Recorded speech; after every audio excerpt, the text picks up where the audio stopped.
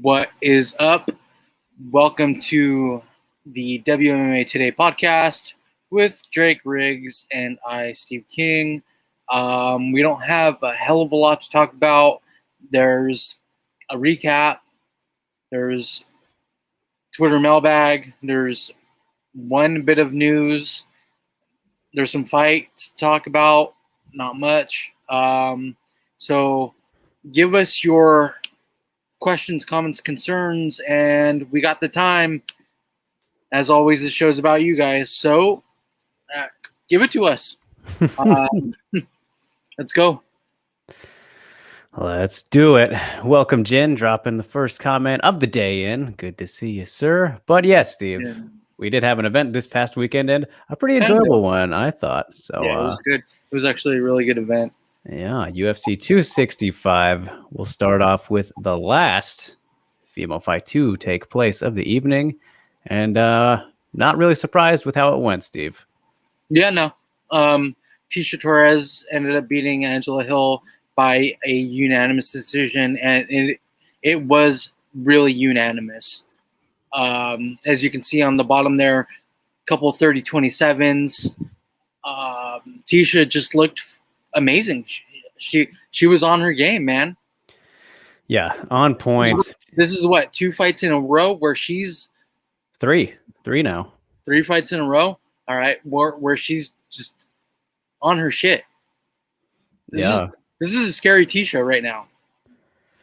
Yeah, she's clearly rejuvenated. You know, we were a little bit worried after that skid, but everyone likes to point out that she literally lost to the best the division has to offer, and that is shown. You know, that she's just fine now, getting back on this great winning streak, and this fight in particular, was just a step ahead of Angela everywhere the fight went. Yep. Of course, Angie had some nice top control there at the end of the second round, but that didn't win her the round. I mean, one judge thought so, but I don't agree with that. I thought this was pretty clear, 30-27. Yeah. And as you can see by the numbers, just kind of shows she was the combos were there, punches and bunches. She was eating her up. Yeah. There was just not much. Angie just couldn't keep up. That was really the story of it. She just could not keep up. Yeah, it's kind of crazy because Angela Hill, she's typically a lot of output. Right. And she still did, but it just was, it was almost half as less, at least in the first round. Tecia just doubled up on her. Yeah. This was Ticia's fight. Again, like you said, 3 fights. I totally forgot about the one before. The BVB. Yeah. Yep. Which was unfortunate too. I think we both picked Van Buren. Yes, we did. We thought she'd run through her, which was fair at the time. Exactly. This is the rejuvenated Tecia Torres. That was the beginning of the rejuvenated Tecia Torres. So now, if they were to fight, I think I would pick Tecia Torres. Yeah. Yeah, she's on an amazing run right now. A really good one. Yeah, looking quite good indeed. And we got Ruse in the house and Jimmy dropping in with the first question. Welcome, Jimmy, sir. He says, do you think Ticia's higher level competition helped her show that Hill is lower tier? I don't necessarily think that Hill is a low tier, much lower tier. She's definitely she's definitely top 10-ish, somewhere around there, and Tecia is top 5 to 8-ish, and this is kind of what this fight proved that. Yeah, I mean, she's not when you say lower tier just broadly, I wouldn't say the lowest or anything like that, but yeah, clearly below kind of the upper echelon of the division. We've seen that she's never really been able to get over that certain hump. And you said top 10-ish right there. It's you look at strawweight overall and just how good it is. I was updating my rankings last night, and in the top 15, which are worldwide, what I do is don't even have her in there, and Tecia for me is around 13, 12-ish now, which just shows you how good overall it is.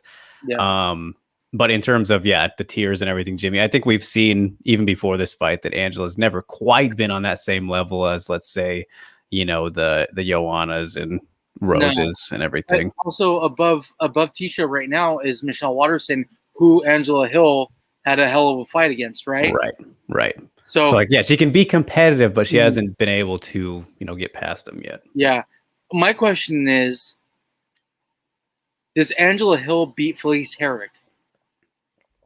I would hope so. I'm sure she could and would. I would pick her in that one, but I don't even know what's going on with her, and she's still ranked, isn't she? So that's one of the most ridiculous things in the rankings right now. Absolute nonsense. But I would. Lensberg being ranked, whatever she is. That's also silly. Yes. Really ridiculous. Yeah, not great at all. But Makoto is here. Welcome, Makoto. Good to see you, sir. Hello. Says, hey, Drake and Steve, why is it that in 2019, after Whaley won the belt, ESPN wanted Rose versus Whaley right away, even after she got KO'd, assuming Rose is who he's talking about. But now ESPN wants Whaley to earn it. Hypocrisy. I guess so. I mean, if that is all true, Makoto, I don't really watch ESPN MMA stuff. Neither do I at all. Actually, I don't watch ESPN really, other than for like football. Right. But ESPN MMA is horrible, and I think we've talked about this before.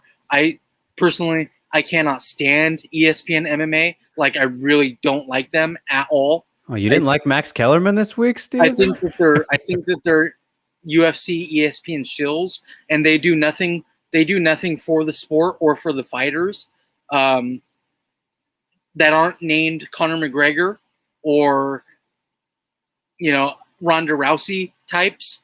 They don't tell the stories. They have this amazing platform with millions, maybe billions, I don't know, of viewers, right? They don't use that platform to tell stories, to tell the story of a fighter. And that's why, like, deep down, I can't stand ESPN MMA. Yeah, I mean, they do in rare instances, kind of selective. It isn't enough. Greg. Definitely not. Definitely not. Listen. They have all these dudes. Literally, that's what they do, right? They cover MMA.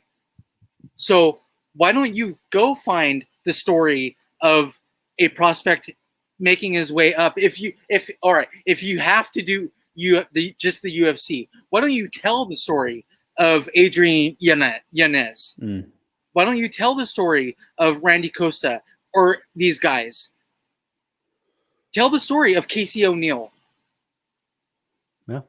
But they're not doing that, Drake. They're not. And I hate it. Like, I cannot I don't deal with that kind of shit very well. Like, the higher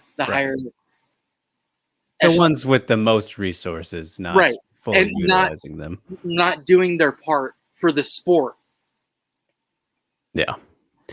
Yeah, no, we've talked about this plenty before. I know people have asked about kind of the ESPN side of things. And so it feels like, just kind of running in a circle a little bit. But yeah, it's definitely disappointing. And don't know if it'll change anytime soon. I don't think it will. I don't think it will, man. Yeah, we kind of saw this with MMA fighting, and then MMA fighting didn't tell the stories either. Now ESPN, the people from MMA fighting went to ESPN, and now they're doing the same thing. Yeah, I mean, I would say that in terms of prospects specifically, MMA fighting is, they do a pretty solid job at that. In particular, if you look at like Guilherme Cruz, which I don't know if you follow him very much, but does a fantastic job highlighting primarily Brazilian fighters, which he's which is great. Which is great. That's cool. Right. But there's other places other than Brazil as well. Yeah. I mean, that's him, and that's great. I respect that. I totally respect that. And I respect him, of course. But there's other parts of the world. You can go to Japan. You can have somebody in Japan. You can't tell me that there isn't some 18-year-old, 19-year-old, 20-year-old kid who loves MMA in Japan who wants to cover just Japanese UFC fighters. You can't tell me, or MMA fighters. You can't tell me that there isn't one out there who has a journalism degree. Look, they have the resources, man. They have the resources. So it's a touchy subject with me. Look what you've done, Makoto. Got us way off the rails. Really because every time I think about it, All right. So I think we summed that up for the most part, Makoto. I mean, not quite directly, but yeah. Okay, so to sum it up, ESPN sucks. ESPN MMA sucks. There you go. There we go. Well, yeah, we'll leave it at that. But, Ghost Phantom, the man is here. Good to see you, sir. Hill had the right strategy in the beginning. Couldn't quite keep it up. James, he said, I got the Gatto pick right just because of Joe Gatto. We'll get to that. Good job with that one, James. Good to see you as well. Go says, how much better is Whaley, Joanna, and Marina for implementing their lead inside low kick to stuff Tisha's flurries? I mean, just great. Just very those are the good ones in the division. Yeah, absolute. Whaley and Joanna are the great strikers. Marina's working her way up.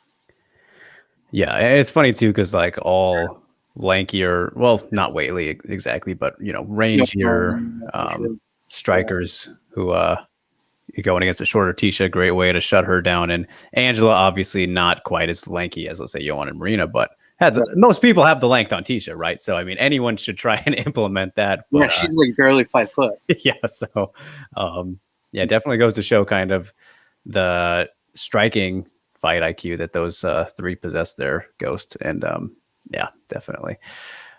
Rain says, what's up, guys? I enjoyed Tisha beating Hill in such boring fashion. He was not amused with the performance, apparently. I don't think that it was necessarily boring. I think that Tisha just did a really phenomenal job, stuck to her game plan, and put it on Angela Hill. And Angela Hill really didn't do a hell of a lot. Yeah, kind of neutralized her for the most part in a somewhat typical fashion, but I still enjoyed it for sure. I thought it was a fun fight. Yeah. Joseph Bellotti, welcome back, sir. Good to see you again. He suggests Torres versus Nunes next, not Amanda. That is Nina, I'm assuming, Joseph, but I'm fine with that. What do you think about that matchup, Steve? Yeah. I think they're about the same as far as rankings, right? You should be kind of next to each other. And I thought a little bit about maybe Waterson. Nina's 7, Tisha's 10. Okay. Well, Waterson would be good. Gedalia needs a fight, right? Right. And surprisingly, I don't think Tisha's fought either of them. Well, any of those three, obviously, but which is kind of crazy because they've all been around for so long. Yeah, especially Claudia and Tisha feels like one that for sure. That I would like to see that fight. Yeah, that one can be good. Claudia needs a fight. You could actually match like any of those four; it'd probably be fine. Fine. It's true. Yeah, so that sounds good. Stamina's in the house. What is up, sir? He says, what's the deal, Scrap Pack? Greetings to one and all in attendance, unless your opinions suck. Attaboy. Can't agree more. So, yes, excellent win for Tisha. Has all the momentum she could have asked for right now. And before we move on, Jimmy says, serves Hill right. In her podcast, she kept saying how angry she was that Whaley was getting more opportunities than she was because of the market. That is quite an interesting claim, especially when Angela got so many opportunities for being as active as she has been. So disagree with her on that one, if that is what she said, Jimmy. So, fair comment, I would say. Yep. But anyway, moving on.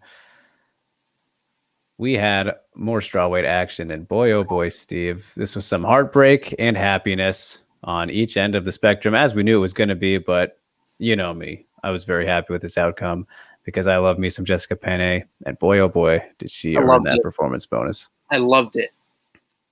So I wasn't able last week. I wasn't able to do a preview with you, Drake, about this on this fight. I would have said that Carolina is not a good fighter. And this fight absolutely proved my point that Jessica Penne is so much better than Carolina. She's not a good fighter, man. Like I think I've talked about this before. I just don't see it. Even when she was high up in the rankings, I just didn't see it. MMA's kind of really passed her by at this point. And she's really emotional. I mean, she's lost 5 in a row, Steve. Come on. Hate her, man. As I said when we talked about this fight when it was announced, I disagree with you to some extent on those sentiments for the most part, but it's okay. You've been disagreeing with me for the past 10 years or whatever as long as she's been around since she was the KSW champ and then Invicta, only undefeated. KSW because there weren't other women. That was the very beginning. Yeah, that was given to her. That was like handed to her. You're a Polish woman. Here's the title. Anyway, Jessica Penne, though, phenomenal performance. Gets her first finish since her last Invicta fight against Nicolia Rivera. If you remember that. What was she doing going to the ground with Penne? Come on. Oh man, I know. Well, I mean. What are you thinking? Jessica kind of baited her there. This was just a great overall performance from her. Stand that shit up. Back up and be like, nah. Nah. Right. I mean, yeah, we've always known that she's a shark in the grappling department, right? Whenever she gets an opportunity at pretty much any position that has, even if it doesn't have advantages to it, she finds, the advantages to it. She's really good at arm bars, by the way. And, just... She can find things that you don't typically see. She finds ligaments and she breaks them. Yes. But it's funny though, even before this fight did hit the ground, she looked pretty fine on the feet. Of course it was not on the feet for very long, but pushed the pace, got in Carolina's face. It was like, I told you guys last week as well, Jessica's striking has improved a lot since the fight before the Danielle Taylor fight. She wasn't very good either at striking.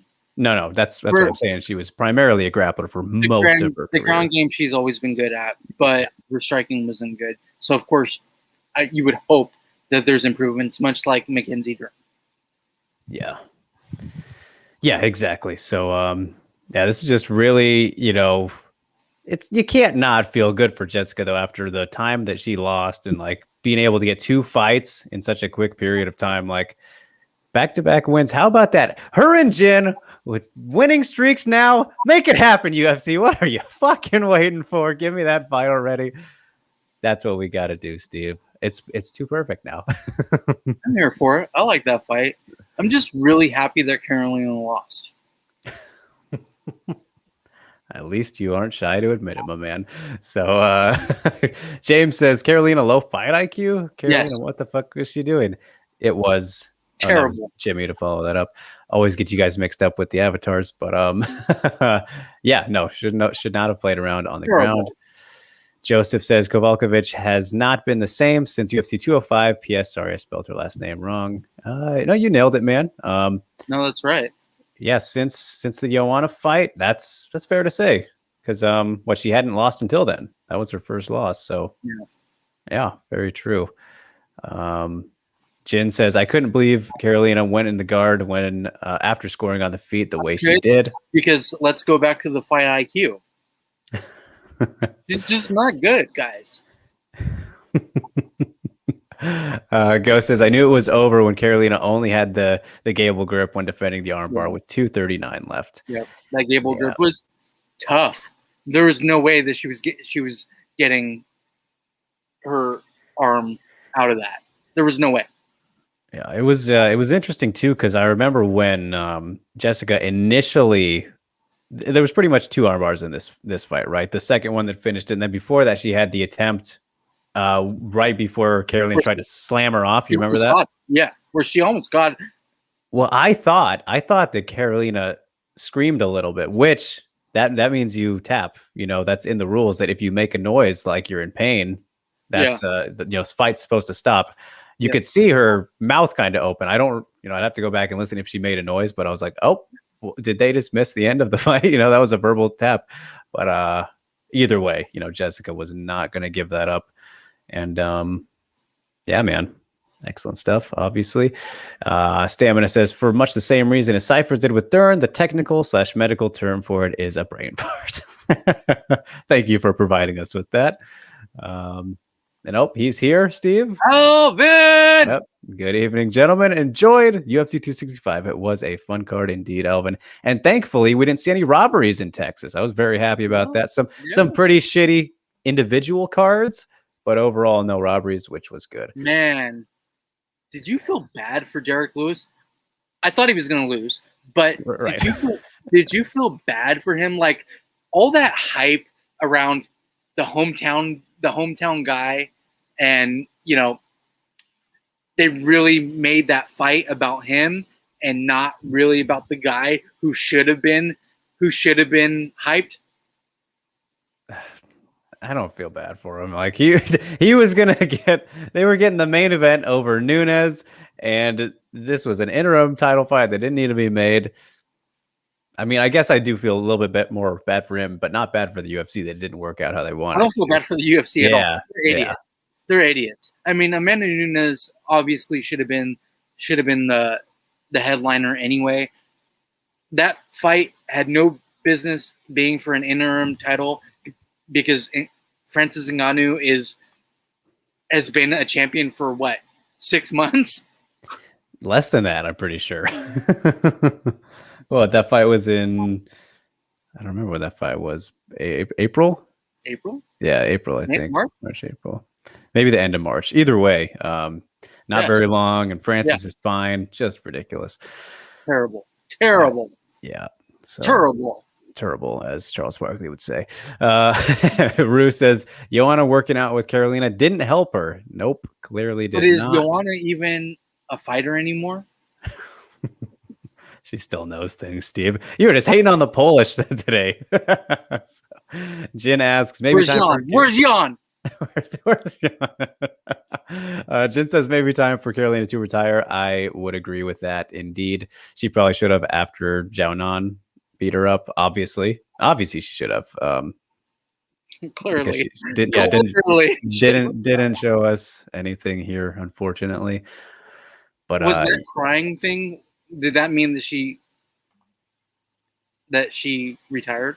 She did another video today and said coming back for one more. No, she said that was shitty, and that was what I just watched it before we got on, but I don't remember what she said after that. But she said, yeah, the fight was shitty. So we'll see. The fight was shitty because you're not very good. Stamina says Carolina working with Joanna was never going to work for her because what Carolina needs most is defense, which isn't Joanna's strong suit by any stretch. Fair. From what we saw in her last fight, she was the human punching bag. Yeah. Joseph says, should the UFC make an interim belt at 135, Steve? Since we did mention Nunes, I would say no. No. She's ran. Why? When she's running through a division anyway, there's nobody there. So yeah, there's really no reason. Amanda Nunes doesn't deserve that at all. Neither does Francis, obviously, but Amanda Nunes is the best female fighter ever. Well, the argument for an interim in that case, yes, of course, it's been a while since she defended the 135 title, but no, yeah, I know, but like no super solid contenders have emerged either, which has left us, with Pena getting the title shot here by default. Yeah, who talked her way into that shit? Yeah. So if hypothetically, if you were to do one, right, Steve, it would have to be either Aldana versus GDR, because Holly's out of the picture for the moment. Don't want to see. I want to see them fight, but yeah, I don't want to see them fight for just we don't need it. We don't need interim titles. Yeah, in general, yeah. There you go. Just give somebody that number one contender and stick to it. God damn it. So yeah, there's nothing wrong with being a number one contender. Why do you have to have a fake ass trophy belt? No, and especially one that looks the same. Damn it, I hate that. Make it look different. There's literally nothing different between the two. Yeah, silly. Citro Wing is here. Good to see you. He says, hello. Song got robbed on a scorecard. It should have been unanimous, not a split. But other than that, yeah, that is totally true. He absolutely won that third round. No, that was the clearest round of that fight. The first two were very, very close, I thought. But third round, yeah, no, he ran away with that one. So good shout there, Citro. That was a bad card indeed. Yeah. So Yusuf says DL deactivated his IG, and I don't. Derek Lewis? No way. Really? Wow, that's huge if true. He was probably getting hate. You know, I mean, he got knocked the fuck out. So, and wow. You know, he was talking a lot of shit. Yeah. Interesting. Very interesting. If I'll have to go look at that later. But anyway, Joseph says, I hope Nunes humbles Pena so I can watch Nunes versus Tate too. Well, shouldn't have to worry about that, man. Most likely both of those things will happen at some point at this current rate. Makoto asks, would Carolina versus DePaula be good? And I think, Steve, that we can probably both say no, because we think that Carolina should just, stop. And she's probably, if we're going to be honest, she's probably not going to be in the UFC anyways. They're going to either cut her after 5 in a row and 5 that haven't been very competitive. It's probably straight to retirement or cut and then retired, because that's tough. And after getting finished in the first round, I mean. So I said on Twitter, after that fight, that Carolina is going to be the new fighter to go to bare knuckle fighting. I guess it's possible. Look, dude, bare knuckle reaches out to anybody. Rachel Ostovich went to bare knuckle and she won a fight, and she's not exactly the greatest with her hands, right? Well, she also wasn't going against quite the greatest either, Steve. No, that's very true. But neither would Carolina. Yeah. Well, yeah. I suppose they could match them up. Then There you go. Which Carolina would win that fight. At least you would hope and think that she should be able to, because striking is her background, unlike Rachel Ostovich. But I guess that's a fair shout, Steve. If there is going to be somewhere she goes, that would be the place. But either way, for her sake, just not to take any more damage. She's taken a lot of damage in these last 3 fights, specifically. So on the ground, though, everything's on the ground. I mean, Zhao Nan kicked her ass on the feet and then on the ground and then against the cage, pretty much everywhere. That's true. Yeah. So yeah, Carolina's just not good, guys. So Stamina the detective says the Lewis's IG is still there. James says he's okay. good response. Joseph says Pena is overrated and horrible trash talking and embarrassed herself at press conference when Nunes was not there. I will say I don't think Pena is being overrated by anyone. I think we all know that this is silly, right? I mean, and he's being overrated. Joseph is absolutely right about embarrassing herself at that press conference when Nunes wasn't even there to say anything back. It was kind of funny. Embarrassed? I don't know about that, but it was. Dude, she's embarrassing herself. It's garbage coming out of her mouth. The whole thing's pretty silly, But Alvin says, I feel bad for Miss Kovalkovich. She seems like a good person. Just ran into great competition. Alvin's the good guy here. Yes. No, she definitely seems. I've never had any problems with Carolina, Alvin, or you guys. Steve, clearly not a fan, but yes, I agree. And you've known that for a very long time, Drake. Yes. If anybody knows that, you know that. Right. Damina says, ugh, Carolina better not go bare knuckling. That would be a tragedy the likes have never before seen in combat sports.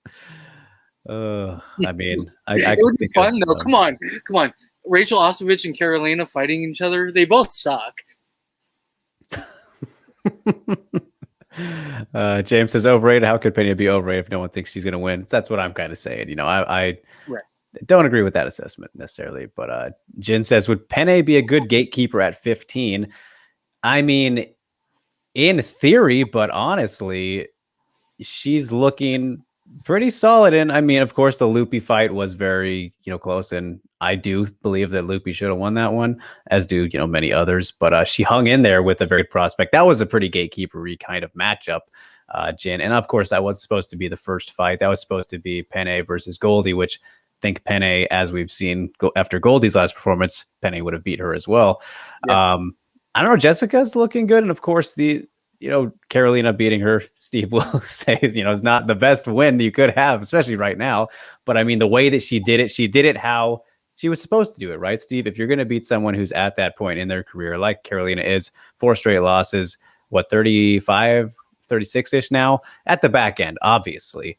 Penne beat her exactly how she should have beat her, with ease. So, and you got to think, when Jessica's away, it's not like she was away for injuries, you guys. She is still, I think she has potential to stick around for maybe longer than we thought, because she didn't take any damage while she was gone. She literally just had the time taken away from her. So yeah, she was gone for what?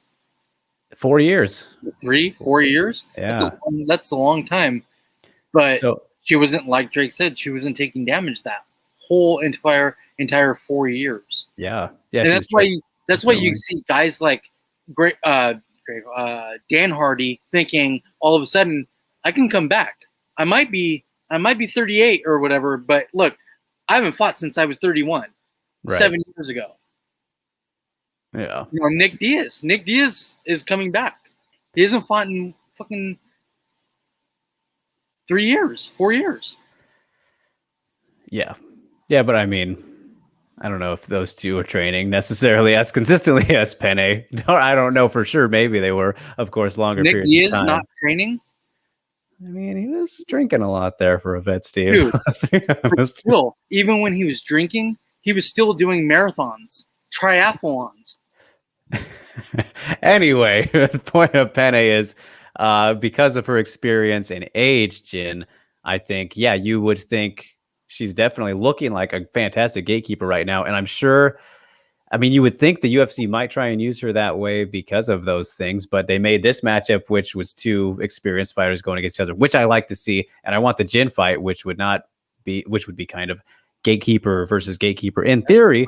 But again, Jessica is not showing any signs of, wanting to slow down. She wants to really make up for that lost time. So I'm not going to say she's going to go on a run necessarily and break into the top 10 again like she once was, but yeah, I think she's capable of getting to top 15 at least if she continues to show, these improvements over time, and still has that killer instinct we knew she had in the grappling. So if not more so. At least Herrig is ranked. Why can't Jessica Penne be ranked? Right. Yeah, exactly. Fuck it. Match them up. Let Jessica submit her too. Dude, straight up. I'm perfectly fine with that fight. I want Jessica Penne to catch her in an armbar. Yeah, that's fine matchmaking as well. So we'll see, Jin. It'll be very interesting to see what they do next. But obviously, you guys know I want that Jin fight. But if you do the police one, I'd be fine with that too. And then we'll see what happens with Jin on the other side. But all right, let's move on to Joseph says, if I was the UFC, I have Tate as a backup for Nunes versus Pena. What the saying? Payback's a bitch. I don't think. But then what if something were to happen to Nunes again? I don't know if Pena and Tate would want to fight each other. No, exactly. I don't think they'd continue on with that. They would just push it back all the way. And then, Pena probably wouldn't do it no matter who it was, because then she's losing the title shot. So, yeah. But it would be for an interim, I would assume. At that point, that's 2 times now. That would be twice. I think they would probably do an interim at that point. Yeah, potentially indeed. They have no problems with that. To be fair, Amanda Nunes is getting up there in age and in fights. Yep, no doubt. So, Mr. Lee coming in hot here. Good to see you, sir. Says it was a skit. Pena interviewing White was an act for entertainment purposes only, not to be taken seriously. It felt that way. It was very comical feeling, but I think she was definitely serious. I think she was serious. Knowing Pena, she was definitely serious. I mean, we've heard some outlandish shit from her before, so oh yes, I mean, oh yes. why wouldn't that be real? Yeah, definitely. Jimmy says Carolina's highest moment was blasting Rose to the body a couple of years ago. Definitely, she put on a clinch clinic against Rose. That was she did a great performance from her. Rose, Alvin says we're up now though. Wouldn't be good, no. Alvin says, congrats to Ms. Penne. Thought she looked very well, very impressed with her jiu-jitsu. And then he asks, how far can she go? Well, agreed, Alvin. And yeah, as we just kind of mentioned there, if she continues up right now, looking the way she is, I think she could crack top 15, but it's really hard to say further than that just because of how good the division is, you know. And yeah, I mean, would you want to see her fight Lemos? Right now, no. You know, like we'll see. It would be good, but they're best friends. Yeah, no, that's never that happening. Ain't happening. No. That would be actually a really fun fight, but that ain't happening because they're best friends. Yeah, Jandiroba, dude, that's a fucking ground one. Yeah, man, that would be so fun. Yeah, but that's a tough matchup for Jessica because obviously on the feet now, Verna would probably piece her up pretty good, and then it's like, okay, she's then forced to go to the ground with the monster that is Jandiroba. So, yeah, that would be interesting though, but we'll see. We'll see, Alvin. Pene's really good on the ground too. I think she would hang with Jandiroba. Yeah. Jessica's only been submitted, I think, by Waterson in that classic that they had. Which is crazy that Waterson of all people was able to catch her. Yeah. Man, that fight was so good. I don't think it would happen now. No. Ooh, there's a fun rematch, Steve. Oh man, can you imagine? Wow, how did I not think of that? Waterson's so far up, though. I know you can't do it next, but Waterson's at number 9. There's no way. Right. No, that's a fun idea, though. It's a fun idea. Yeah. Wow, I never even thought of that. I'm gonna have to ask Jessica about that. I'm sure she'd love that idea. I'm sure she would. She wants that one back, I'm sure. Oh yeah. And Ghost says the only thing that Carolina picked up from Joanna was that sharp inside low kick, but that was it. Ghost knows. Hashtag Ghost knows, you guys. Joseph says Tate says if they fight, it will be for the belt. He's talking about Pena. Yep, that is.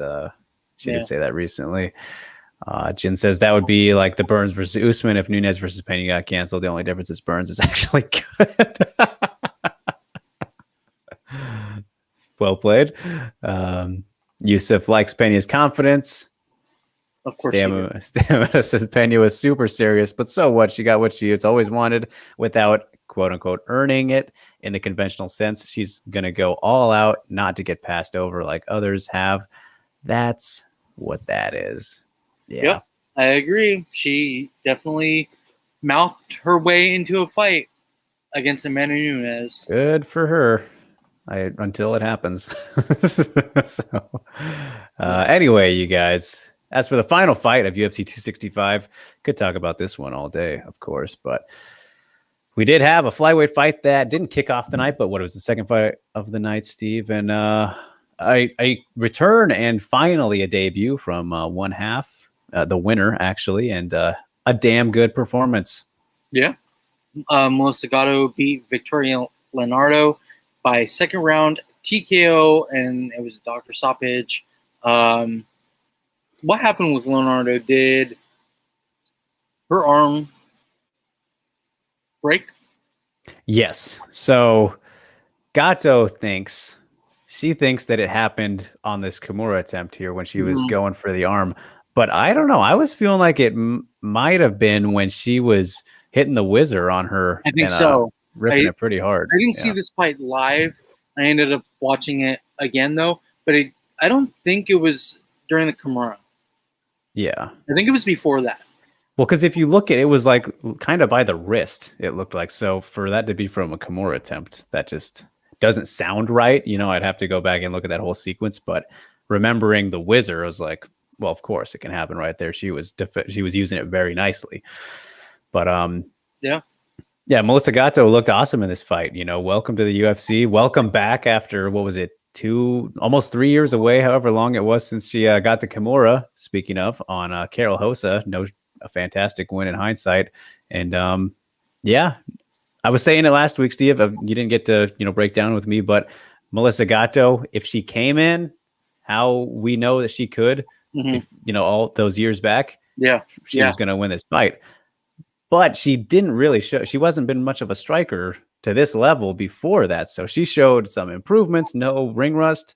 This was very good to see. So awesome addition to flyweight. Who did you end up picking? Did you pick Gatto or did you pick Leonardo? So I had all that in mind, just said about Gatto, but I took the safe side of saying, well, Leonardo has been, more active, overall fought better competition despite that great win that Gatto had over Hosa at 135. So I just played it safe on that one, but I think I would have as well. I didn't pick a fight. I went brain over heart on that one. Yeah, but I mean, we knew what Melissa had. Yeah, it's just been a really long time. Yeah, and then she showed us even more. So very good win for her. Looked awesome. Leonardo, rough start to the UFC. That was so gross, dude. I was like, oh, get the fly off of her. Get the fly off of her. That was so And then it wasn't funny. going away, and she was doing nothing. Like, she was just, it was like her pet. I was like, oh, it was like a figure like this big. Dude, did you see it was still buzzing around in the Morales Rodriguez Hilarious. Fight? Hilarious. Why didn't that thing get like sprayed or something with the spray that they use for the cage? That would have killed it, right? Get some disinfectant, you would think. And it was funny. It was like, you don't feel that, yo? It was like her pet. That was hilarious, and man. Then did you see the translator? Like, he kept looking at it. He noticed it. Yeah, he kept looking at it. Even Anik said something, I remember. Anik said something after, I think, right? Yeah. When he went back to the table. Right, yeah. Yeah. Yeah, that was definitely funny, but that was hilarious. Yeah. But rough start, as I was saying, rough start to the UFC for Victoria Leonardo. And again, I still was a little bit surprised that she did get the opportunity as soon as she did. And I mean, of course, 2 broken bones. I don't know if it was the same arm that she broke in both of these fights against Fior in her debut and then this fight. But either way, I wouldn't be surprised if Victoria is on her way back to Invicta after this, where honestly she should have still been. But we'll see. Yeah. We'll see. Could be. She hasn't really had a good UFC start. No. About as bad as it could have been. Yeah. So Joseph asked, why does Tate kiss her biceps at weigh-ins? It's just been one of her things. She's done that for a long time. Probably back to the Strikeforce days, I think. That was so long ago, yeah. It's a little gimmick she's got, and it works. Yeah. Rue says... It works. Yeah. It works. I mean, dude, have you seen her biceps? They're not terrible.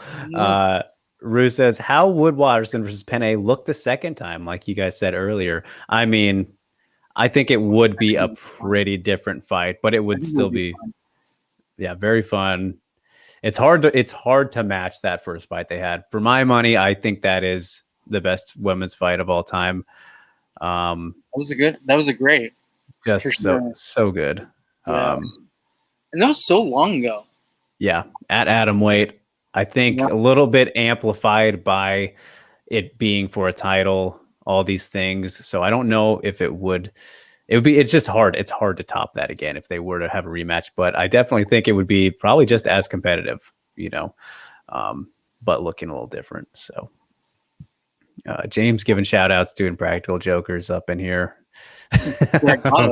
Yeah. Ghost says, I agree, Drake. It also looked like it was from the Wizard, especially when they fell on it together. Yeah. I mean, that's where my mind went first when we found out about the arm. And I'm very glad, I will say this, Steve, I'm very, very glad that they stopped it despite her corner letting her go on. Yeah. I was having flashbacks to Kanako. I was like, no. Yeah. I don't care as much, but come on. don't do this. The doctor was like, nah. Yeah, thankfully. And then fucking we saw Ed Herman go out there with one leg, and I was pissed off they weren't stopping that either. Poor guy. It's my boy. Short fuse. It's from my hometown here. I could drive 30 minutes, less than that, and I can go see that man. So, how did that not get stopped? I don't know. I have no idea. So that was bad. That was very, very bad. And Jimmy giving James some credit, saying he might have been the only person that called it for Gatto because of the Gatto. Joseph says Nunes is a very underrated trash talker. Go watch her talking trash to Shevchenko and Cyborg. I don't remember a whole lot of banter between Cyborg.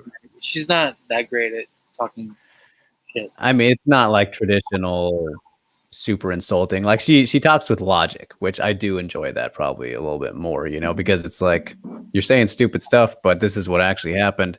So yeah, the Shevchenko banter was fun. I do remember that because it was, you know, a lot of talk about, oh, if the fight had 2 more rounds, you would have lost, which she probably would have. You know, it looked like it, but Nunes was like, yeah, well, we didn't, you know, I beat you with the 3 rounds we had, like that kind of thing. So I can agree with that, Joseph. When she's provoked, yeah, she'll bite back. So it would have been fun to see. Do you think if Shevchenko, sorry, Drake, do you think if Shevchenko and Nunes fought again, they would talk a lot of shit to each other?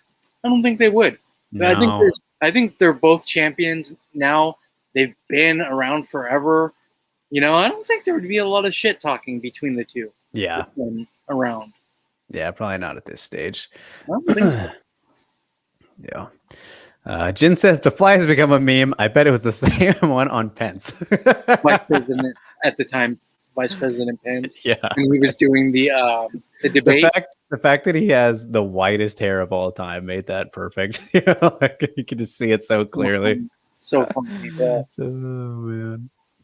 Stamina says Nunes is a horrendous trash talker, as are Chris and Valentina. Come to think of it, you guys. I know it's not an organic process for any of them, and I'm glad. Yeah, very true. Yusuf gives shouts to Joanna, saying she's the best on the mic ever. I don't even understand what she's saying half the time. Oh, I know. Jimmy says the shenanigans are starting early today, guys. Yes, they are. I know. We're still wrapping up the preview here. But Stamina directing us back on track. Thank you, sir. He says, folks were calling the Leonardo thing a girl stoppage precisely because the Ed Herman fight was allowed to continue. Dude, her fucking arm is broken. What's the difference between a girl stoppage and a guy stoppage? Well, he's saying because of the fact that they let Herman that fight go on, even though his leg was clearly fucked up. Yeah, I think that had a lot to do with fucking the ref. Too, the ref could have been like, "Nah." Yeah, that's an interesting point. I mean, it wasn't though. Like Herman's might not have been broken. I haven't heard anything about that, but it was, you know, still obviously compromised. But the fact that they couldn't say, "Oh yeah, it's broken," I guess that could have been the reasoning behind that. But yeah, no, still stupid.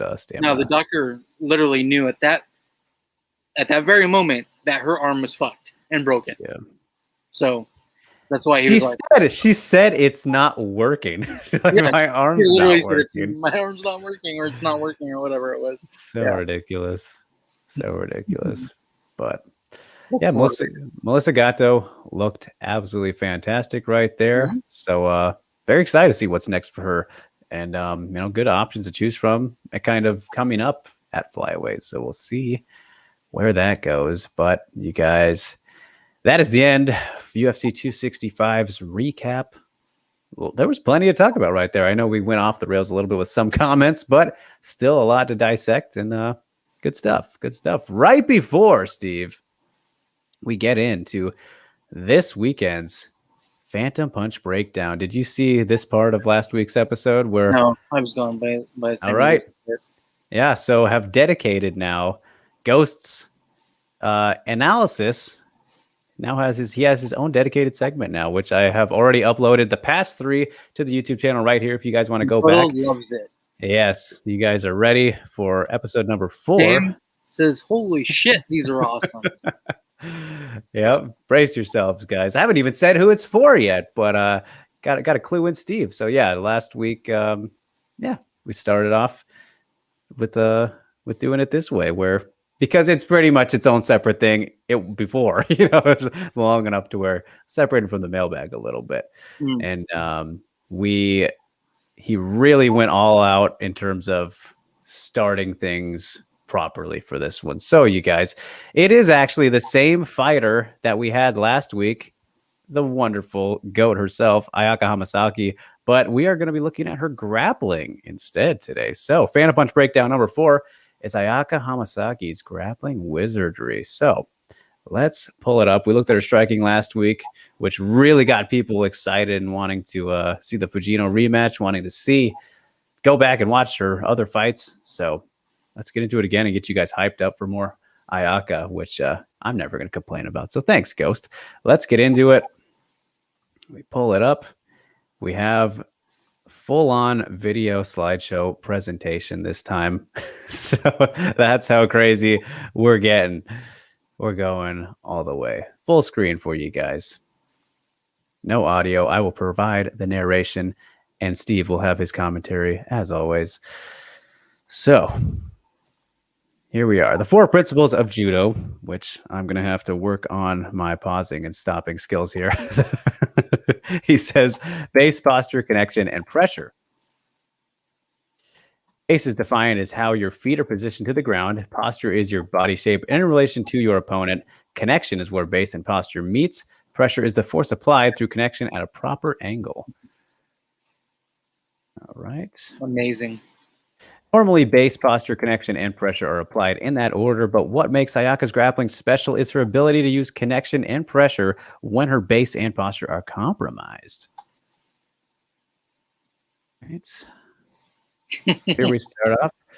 The comments coming in, I can't see. So, Hamasaki's base and posture are compromised due to the head outside single. Normally, you would get your shin on your opponent's thigh and overhook on the same side. Oh, hold on. Got a little ahead of myself there. And look to square up to prevent your opponent from running the pipe. All right, then that will play for us. Yeah. It's beautiful posture.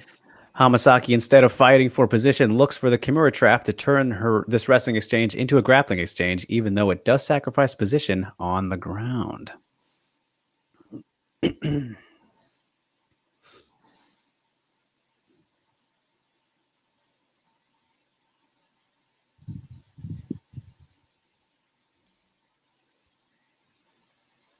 Oh, so smooth. Yeah. So good. Miyu defending with those knees. Smart there. Bad position for Hamasaki. Her base and posture is compromised, and her only connection is the Kimura. Her opponent, on the other hand, has good base and posture. As you can see, the arrows here. Still got a hold of that arm. Hamasaki has now created a secondary connection to her opponent's thigh. This connection gives her the leverage she needs to put pressure on her opponent's shoulder. Those are the little details, Steve. Holy shit. That's the intricacies right there. Her legs just long enough. Oh, man. You can see it. Oops, under. The pressure from Hamasaki's Kimura forces Yamamoto to readjust her base as Yamamoto's position is weakened. Hamasaki maintains 2 points of connections, which allows her to fluidly and effortlessly sweep since Yamamoto is going in the same direction of Hamasaki's pressure.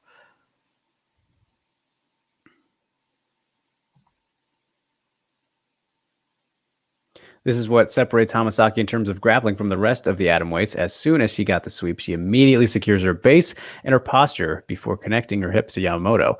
The connection creates more pressure in the direction of the Kimura, allowing Hamasaki to pass Yamamoto's leg.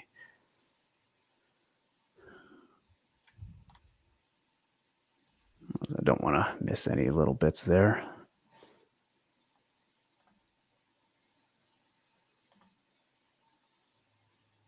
Hamasaki's base and posture now gives her the balance and the leverage to apply pressure from her Kimura. Oh, Yamamoto does the correct move by swinging her leg in the direction of Hamasaki's pressure from the Kimura. Keep in mind this connection. Look at that color coordination he gives us. Yamamoto defended the Kimura correctly. However, Hamasaki is able to apply a head scissor due to Hamasaki reconnecting her legs while rolling over. Absolutely gorgeous. One of my favorite performances of all time. So sick. Yep, submission of the year last year. Don't you dare at me. Oh, her foot's on the rope. Foot's on the rope. That's a break. Hamasaki is able to apply the 4 principles and make small adjustments to survive bad positions. Hamasaki creates 2 micro adjustments to defend this triangle. 1, she moves her left arm behind Ham's hip. 2, she shifts her base towards the locked side. However, this does leave her open for elbows. And that it did in this fantastic fight. Boom, boom. Those elbows. Yep. Hamasaki used continuous adjustments of base and forward pressure towards the lock side. Leaves Ham no time to readjust her foot. Deep triangle. Normally, you want a triangle to be shin deep. People are giving shout out to the arrows and stuff. Oh, yeah. Those just going next level. Seriously.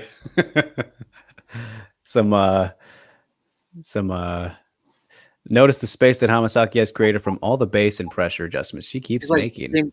He's like it's BJJ Scout. That's what I was thinking. Oh, I was thinking John Madden. Boom. He does the arrows and stuff. Right. Now Hamasaki applies pressure towards the triangle side while at the same time keeping her base towards the lock side. This loosens the connection of the lock. This really makes you appreciate how she was able to defend this for literally 4 minutes, because I was just like, man, stunned at the time, but here we are now. He says Hamasaki postures up by moving her base towards the lock side. This weakens the connections of Ham's triangle. Hamasaki's wide base creates space needed for Hamasaki to survive. The space created forces the pressure and connection to be applied in the wrong direction.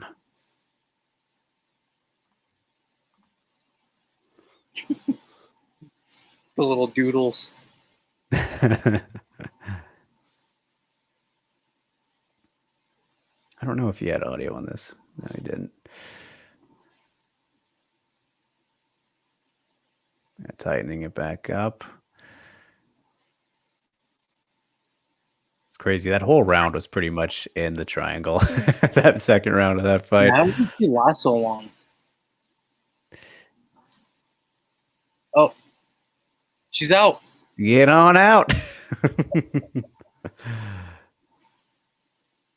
Look at her using fucking the rope. I know. That's the fun of having a ring, right? Yeah, Hamasaki has shown the ability to dominate top positions with the 4 principles.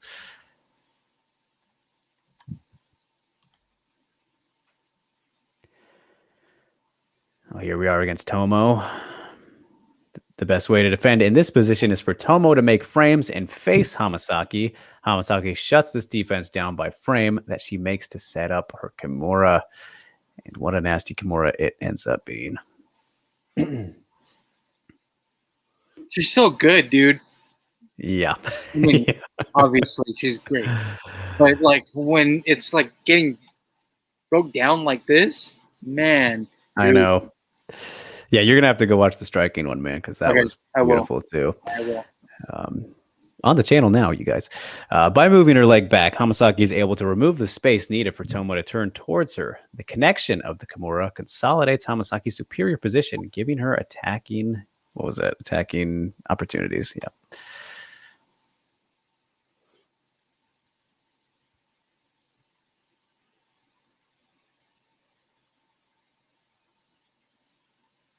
Hamasaki brings her leg up to Tomo's back to secure her position. These tiny adjustments allow her to limit the opponent's options. Tomo has 2 options. 1, turn and give her back. 2, keep her back to the floor. What's it going to be? Spoiler alert. I'm sure we all know. Right. Anyone in the world can provide, or anyone in the world can add the principles of judo and Hamasaki striking tactics, head and shoulder feints, stance switching, and benefit enormously. What Hamasaki has is high-level fighting because she doesn't rely on being an athletic freak. Why aren't more women's fighters looking to study Hamasaki? And I believe that is where he is leaving us, Steve. Because, of course, you've got to have a question to end the Bantam Punch breakdown. Hope you guys enjoyed that one. That was so good. Not been following along with the questions as I'm frozen here. Give me a sec. This happens. They're just commenting on how much they love Ghost Phantom and his little schools in session. James said, "Oh man, we even get a lesson." Of course. Mm-hmm. Jin Ghost, you went all out on this one. Props to you, man. He deserves it, guys. He really does. Alvin says, "Love the arrows. They really help you understand what's going on." Yep, the doodles are nice. Color coded and everything. James says the details are so tiny. I'd normally miss these during the fight. Yeah, I mean but that's a lot of time. That's what happens when you're watching like a great. Yeah, definitely. You can't see everything. You can't see everything while it's on live. You kind of have to go back and watch. For sure. Is Ghost Lawrence Kenshin? You may never know. Everyone calling for rope breaks here. Breaks, yeah. I honestly thought that Hamasaki was going to tap, but after this, holy crap, she's good. Yeah, she's great. James, I thought Hamasaki was done in that round. It was very scary for her, definitely. It was. But she's so damn good. Jimmy, I never looked at jiu-jitsu like this. Normally, I would just watch the technique. The principles make you see a different world. Makoto says, that was awesome. Applause from Stamina. Yeah, James is right. This is the perfect way. Great job, Ghost. You know, Ryzen's going to have to hire you because you are hyping the shit out of everybody for Hamasaki Fujino too. Maybe there's a suggestion there to check out maybe a Fujino breakdown before the event, not next week, but hey. Yeah, do it, Ghost. Just an idea. Because Emmy is great as well. But either way, he did leave us with that question. So he asks, why aren't more women fighters looking to study Hamasaki? And I think, Ghost, maybe they do, but I think that question has the same answer from maybe most people. And it's the fact that unfortunately Hamasaki, just as the atomweights collectively, have not really gotten as much exposure and spotlight love as, you know, they clearly do deserve. That's true, Jerry. If Ayaka was bigger, surely she might be someone that more looked at, and she'd be less underrated than she is. And we know that she is definitely one of the most underrated, greatest fighters of all time, because she definitely is one of those. Even before we had these wonderful breakdowns, sir, we knew that. But I think that's just what it boils down to is, unfortunately, her not being maybe as well known as some other fighters. And in Japan, she is definitely very large and popular. Yeah. You know, I think she's shout out to Charlie Jewett at Sogokaku. He did a article recently. I don't know if you saw this, Steve, of the top 10 most popular Japanese fighters, female fighters. Yeah. Yep, I did see that. I think Ayaka was around 3 or 4 behind, like Kana and Rena, the superstars, of course. But she was up there. So loved seeing Rena up there. Yeah. Yeah. No surprise on that one. I was surprised she was. I was surprised she wasn't number 1 though. I mean, she's my number 1. She's number 1 in my heart. So. But Ghost says everyone studies Valentina, but the stuff she does requires a lot of athleticism. That's why I ask. That's a fantastic point. So I mean, plus Valentina's known like by everybody, right? I mean, I'm sure Hamasaki, dude. MMA fighters. Those who know, Yeah. So like, Yeah, MMA fighters, and especially their coaches, know who's good and who's good at what. yeah, I'm sure you ask somebody like, this is the perfect example, Ghost. But if you go and ask Roxy, like, does she take away things from Hamasaki's game and Yeah. like watch her? I guarantee you, she says that she does or has in the past. Yeah. Because when people think of unathletic fighters, they think of Roxy. She's gotten away with that pretty nicely. So, Jimmy says, I think I found a new favorite fighter. Good one to have, man. Got to enjoy her while she lasts. And fingers crossed, doesn't seem like she. It was your favorite fighter before. Yeah, there we go. Good question. But James asked, can anyone beat Hamasaki at 105? And I've said this really since this last start began. But if you're not named Sohee Ham, you're not putting up too much of a fight. And of course, I was proven a little bit wrong with that with Kana in their rematch. Kana did very, very well in that one. But if you're not Sohee Ham, I cannot see you beating Hamasaki, which is crazy to say because, again, she will be 40 soon. Wild. She's incredible. So, yeah. Wild, man. It will be tough. I mean, hey, that Fujino rematch will be interesting. I just said it right there. I don't think that Fujino will beat her, but they know each other very well. They have fought before, very good friends. That makes a fight a very interesting matchup. So that will be definitely a good one. And I guess if somebody is going to beat her, that isn't Sohee Ham. I guess that would kind of be the type of fighter to beat her, Fujino, who is also very, very experienced, knows Hamasaki well. Great grappler in her own right. We'll see, man. That's the reason to get excited for Ryzen 30. So one of the reasons. But Mr. Lee says, I never get tired of hearing Japanese names. Love them and thank you, Ghost. There you go. Yes. Ghost says, I'd be careful about trying that stuff. I show in sparring. I tried throwing a counter elbow like Whaley during sparring, then got hit with the check hook. Well, there you go, guys. Some advice from the man himself.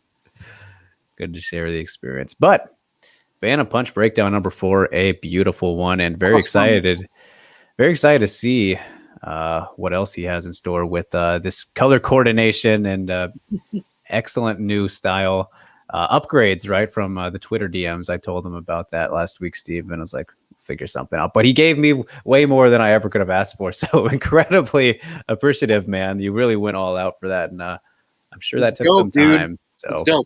But let me ask you, Ghost, how long does it take you to actually do this? Right. So you don't have to say in the chat. You can DM me and tell me if you don't want to actually. But I'm curious.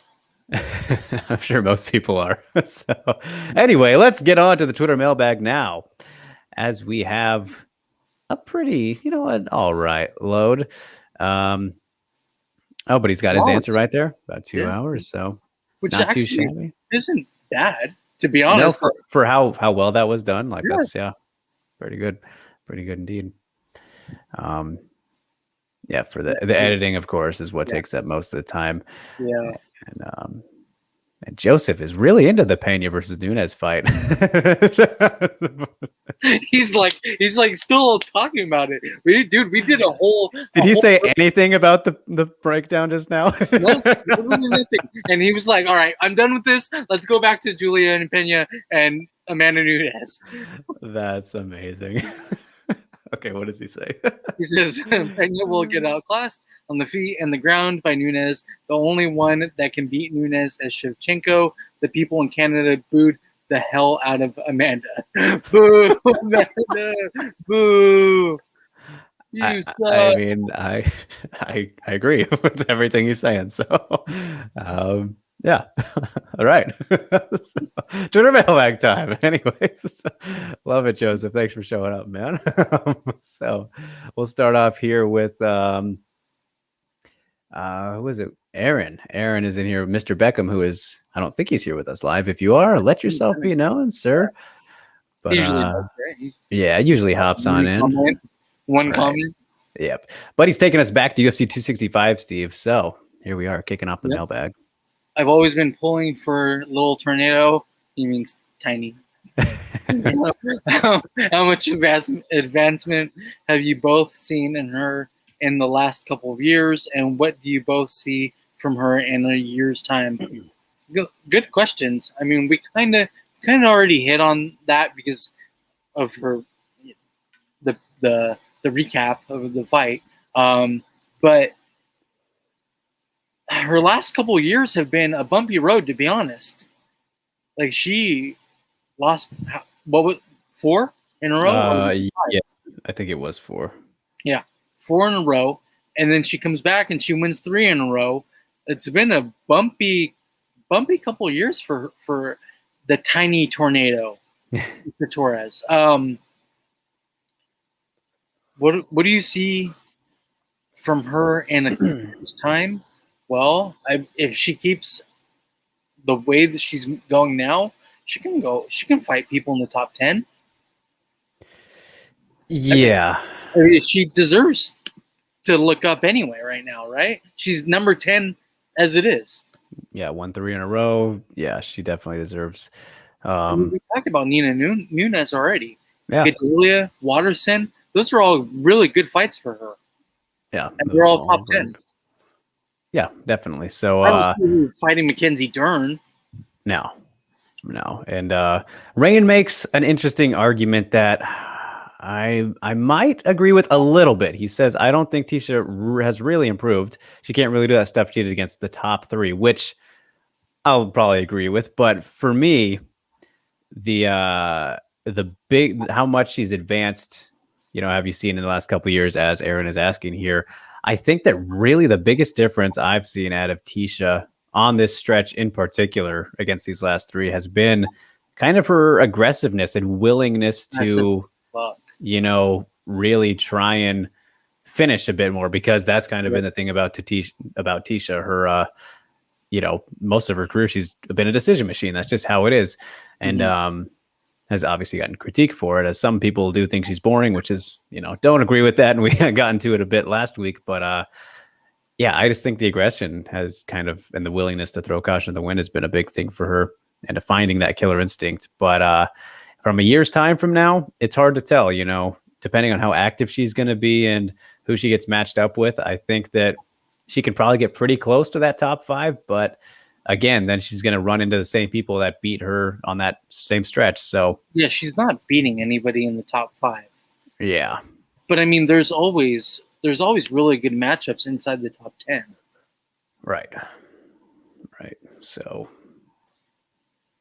yeah, I think until we see something like super drastically different from her, we know where the ceiling is at for the most part, but who knows? Which is really good, to be honest. I mean, yeah, top 10 for years in a row.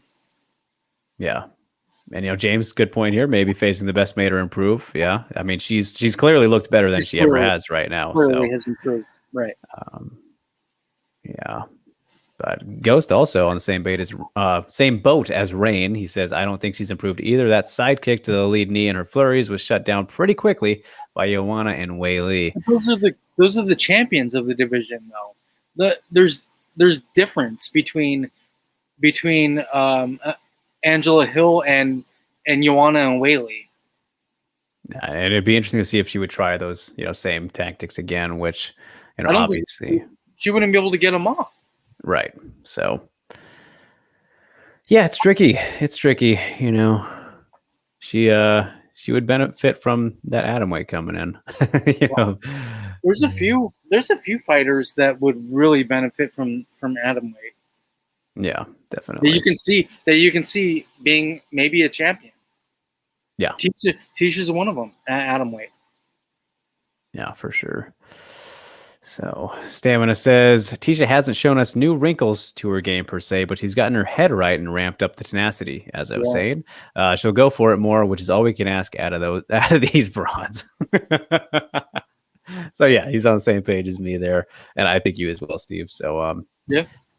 Either way, though, I'm curious to see what is next for her and how she continues to look, trying to climb back up the ladder, because she's been on that ladder for pretty much the entire time the division's been around. So, yep.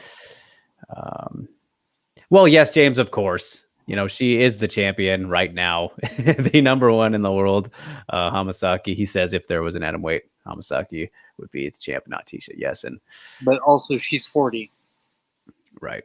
But what a fun fight that would be. Well, at last would pick Hamasaki, but so yeah. Well, we won't get too fantastical there, but good pointing it out, James.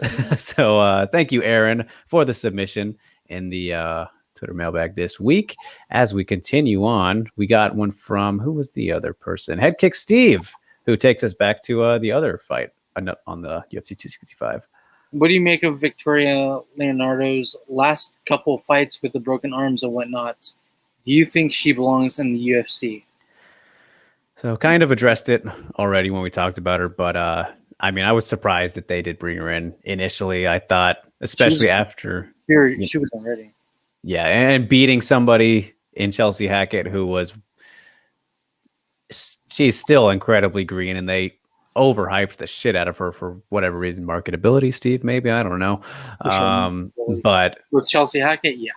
And the fact that Chelsea was a pretty good favorite, like the odds were just stupid in that one. But that doesn't mean that Victoria was ready either. It's like, no, that's potentially one of the problems with the Contender Series, and just unnecessary, on both regards. It would have been a disservice it's been a disservice a little bit to Leonardo, but for Hackett, it would have been even worse, probably. I mean, obviously, if we're going to do MMA math a little bit and see how things turned out for Leonardo so far, but if you just judge by her Invicta career, she's always been very hittable, continues to be very hittable in these last 2 UFC fights.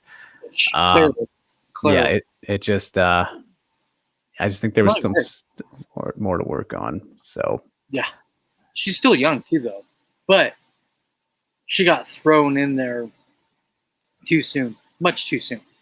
Yeah, like way too soon. Speak of the devil, did you message him? We literally just talked about your question about tiny tornado. The little tornado. Not the little, the tiny tornado. Aaron. All right. What? But Jin asks, how good was Leonardo coming in? It was like decent. She was kind of, to me was an Invicta gatekeeper a little bit. You beat Leonardo. All right. That's a tough, decently well-rounded fighter to get past and show you can climb a little bit. If you lose to her, all right, you still need to work on some things. Look at Blanchfield. Blanchfield absolutely put it on her, and we know she's the truth. I mean, we didn't know from that fight, but that one was really helpful. And then, just that's kind of where I thought of her a little bit. And here we are now. So that's what it is. I agree. And Stamina says, not very good. Not in these last 2 fights, but no, I mean she doesn't really belong. Yeah. So, like I said, I also wouldn't be surprised if that was the last time we see her, unfortunately, in the UFC. Unfortunately for her, but it's just clearly it's been rough, and then 2 injuries like that. So, and stamina. Yeah. Alvin says, actually, first, my best wishes to Miss Leonardo. Hope she can heal her arm. Yes. There's always going to be one that's really nice. Positivity. Need that positivity. One. I like that. Of course. Always good to stay positive. But is it? Depending. But Stamina says, going back to the Tisha stuff, I think Tisha's a little too far gone for 105 anyway. Look at her physique now versus her UFC debut. Same with Carla and Michelle. They could do it, but it sucks / might not be worth the pain. I think Carla's still down. She's talked about it recently. Yeah, she literally just talked about it after her last fight. Michelle keeps talking about the atomweight division, but Tisha she's beefy, man. Yeah, I mean, she's absolutely yoked, but If you take, you could obviously we've seen with people before shed a little bit of that muscle mass, you'll be good. Look at Edson fucking Barboza. I never thought that guy would be able to make 145. Are you kidding me? So there's that, and of course, men's, women's bodies, different and all that. But still, I think it's probably possible for her frame and everything. And then even Jessica Penne is still very open to 105. That's something she wants at some point. Going back to her, but. Yes, Jimmy, I completely agree. 100%. The UFC wants it. That. Yeah, we'll find a way to mess up atom weight. That's why I don't want it to happen. And thankfully, unfortunately, thankfully, it's. I hate that we can't trust them with it, but yeah, that's where we're at. So crappy. Yeah, very, very much like so. Like the featherweight division, the way that they handled the featherweight division, just really put a sour taste in all of our mouths about a new division. So we're like, no, just leave the atom weights alone. Yeah, please leave them alone. Don't ruin all these other great organizations that are doing things just fine. Kind of trust Bellator more with new divisions than we do the UFC. Oh yeah. I mean, even though their matchmaking has been bad with featherweight this year, aside from that, yes, I agree. Yeah. So. But like if they were to do like a 165 for the men or whatever. Right. Something like that. Yeah. But the UFC, there's no way the UFC can fuck up the 165 division for the men. There's no way. Yeah. And Makoto with this pretty solid point here. I mean, a fair point. Atom weight makes sense because the top of the straw weights all look like flyweights except for Carla. I mean, very fair. And to point out Waterson again, like you look at her last fight with Marina, like Marina looked quite big compared to her. And yes, it was a flyweight, but yeah, they're both straw weights normally. So yeah. That's a fair point indeed. And Tisha, obviously we saw Tisha against Marina too. They looked like different weight classes as well. So I mean, Tisha against all of them, everyone you mentioned there. So yeah. And did Tisha fight Carla on Ultimate Fighter? Am I remembering that? Did they ever? Yeah, I feel like they've fought before, but on something way back in the day, obviously nothing recent, but either way, thank you, Head Kick Steve. Always glad to hear from you, buddy boy. Yep. Sure. As we move on, you guys, I don't have any fancy graphic yet or anything like I promised last week, but Steve, I don't know if you were watching when I mentioned graphic. I didn't promise a graphic, but I said that we need some kind of thing to pop up on screen for Yusuf's questions in the Twitter mailbag to say shenanigans are legit, and then we would pick which one for the week. So I'll have to make something. Well, then I can make that this week sometime. All right. Just remind me. Text me and remind me. I could do that in like 15 minutes probably. Okay. Shenanigans or legit, you guys, as we get to Yusuf's questions here. Get ready to share your thoughts. And I did glance at these a little bit, and I not as bad. So I think we got legit this week. But yes, it's going to be his own segment now too. Shenanigans or legit Yusuf. So here we are. We'll start off with this one. What do you see Weili doing in her career in the next 2 years? In her last 2 fights, she sustained a lot of damage and got knocked out. And he's comparing Carolina. Right. And then Carolina was never the same after what Andrade did. Do you think it can happen to Weili? I mean, he makes a very fair kind of comparison, but I know where we're both going to go with this, Steve, and it's simply the facts are there that Weili has just proven to be a better fighter than Carolina. Much better of a fighter. And also, if you do want to compare those knockouts, I think the Andrade one was probably worse in terms of lethality and damage kind of thing. But here we are. We're already getting it. Jen says, did he just compare Weili to Carolina? Shenanigans. I think it's a fair comparison, no? I mean, I meant fair in terms of, two people who took damage and then Yeah. Well, I guess he's not even comparing Carolina's damage, but the knockout. He really isn't. No. Yeah. We just mentioned Carolina, and people are taking it as he's comparing Whaley and Carolina when really he isn't comparing them. Stamina. These questions walk the line from that seat. Yeah, I mean, it's He's saying he's not comparing them. right, And right.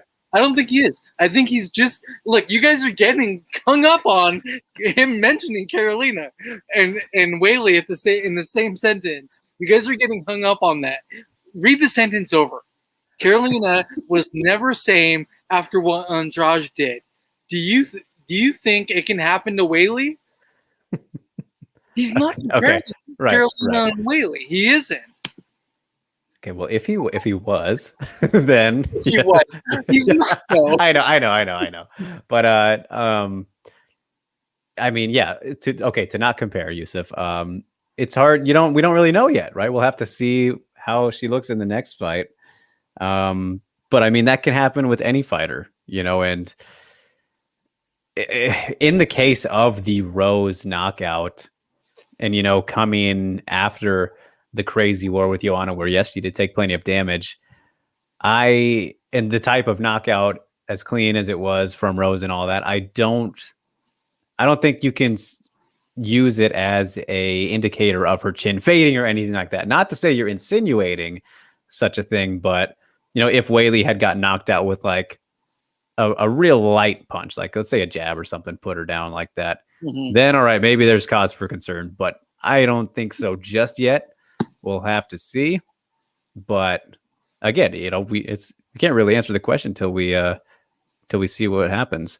Yeah, with the next 2 years, again, both Steve and I know a lot of you guys also have said we think a Rose rematch would go differently, and that we'd probably pick her just because, again, that fight was so quick, and highly unlikely that Whaley is going to let the same thing happen twice.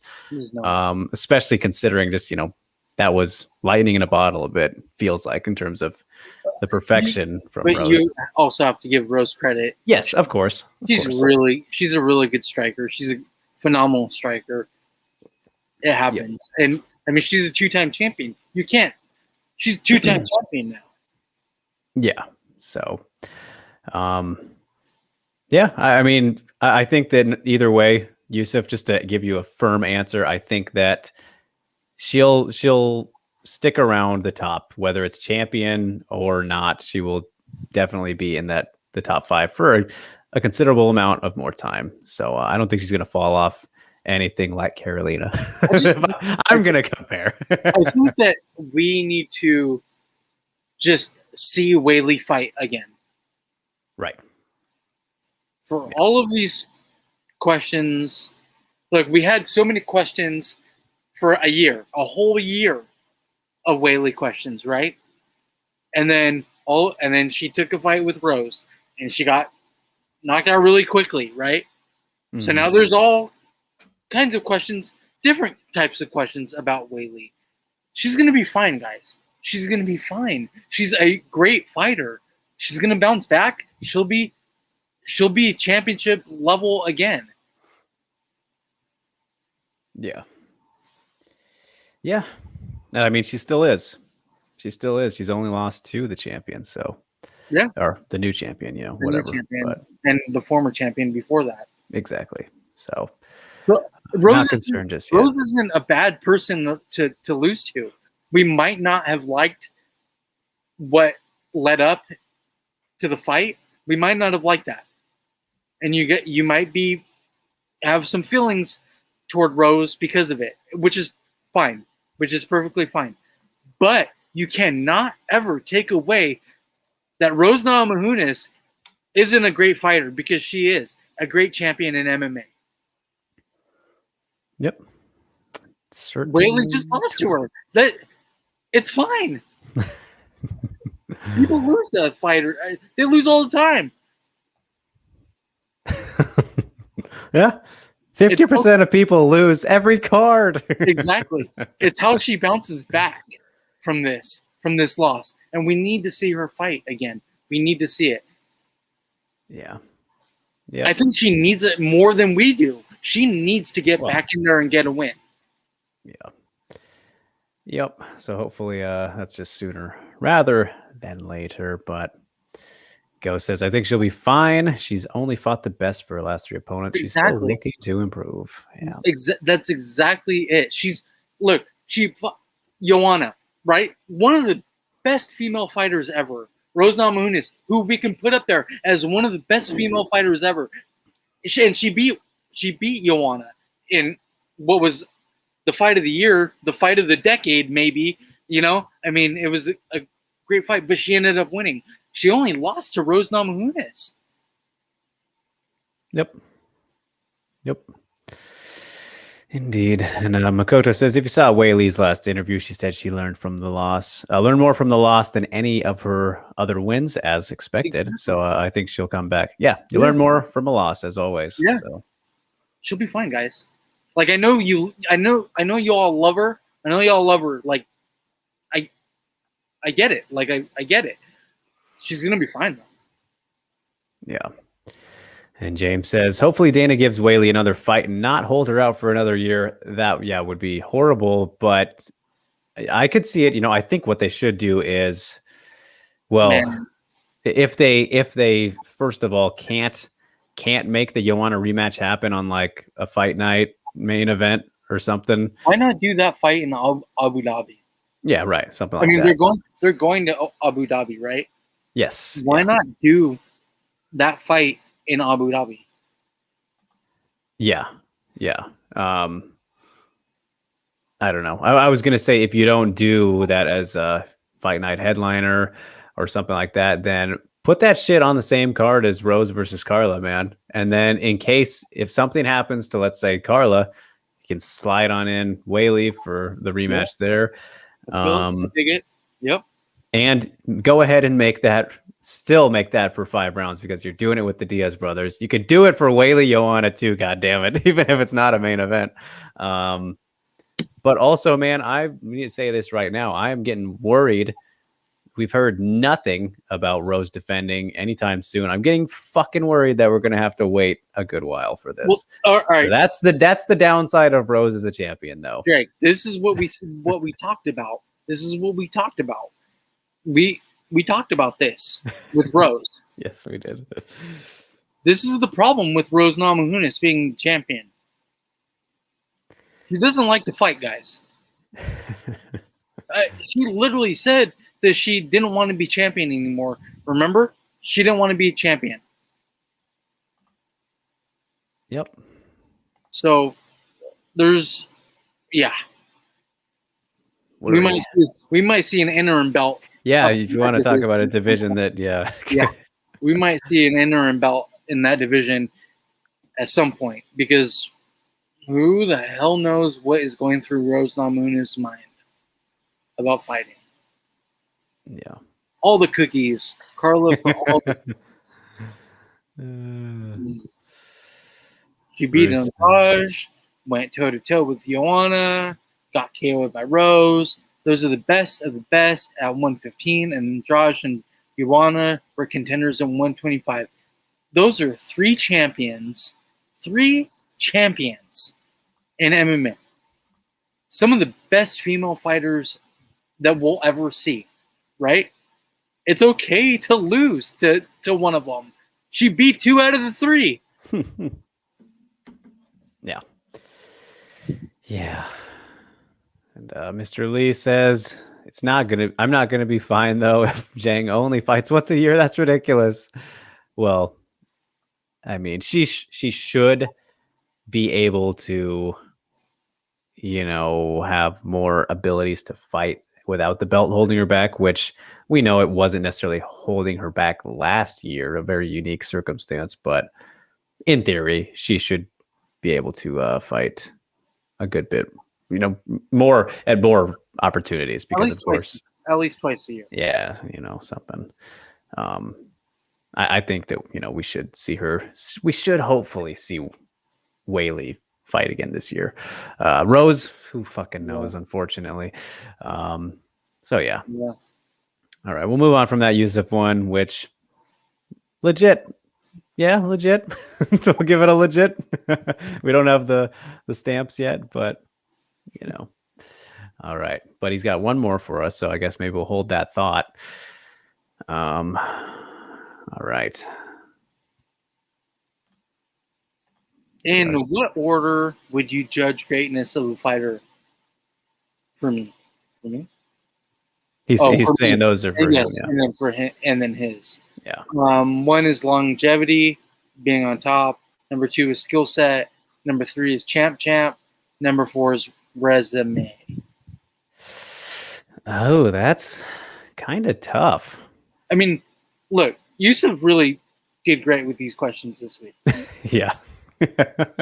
Legit. We'll give him the legit stamp of approval right now. For sure.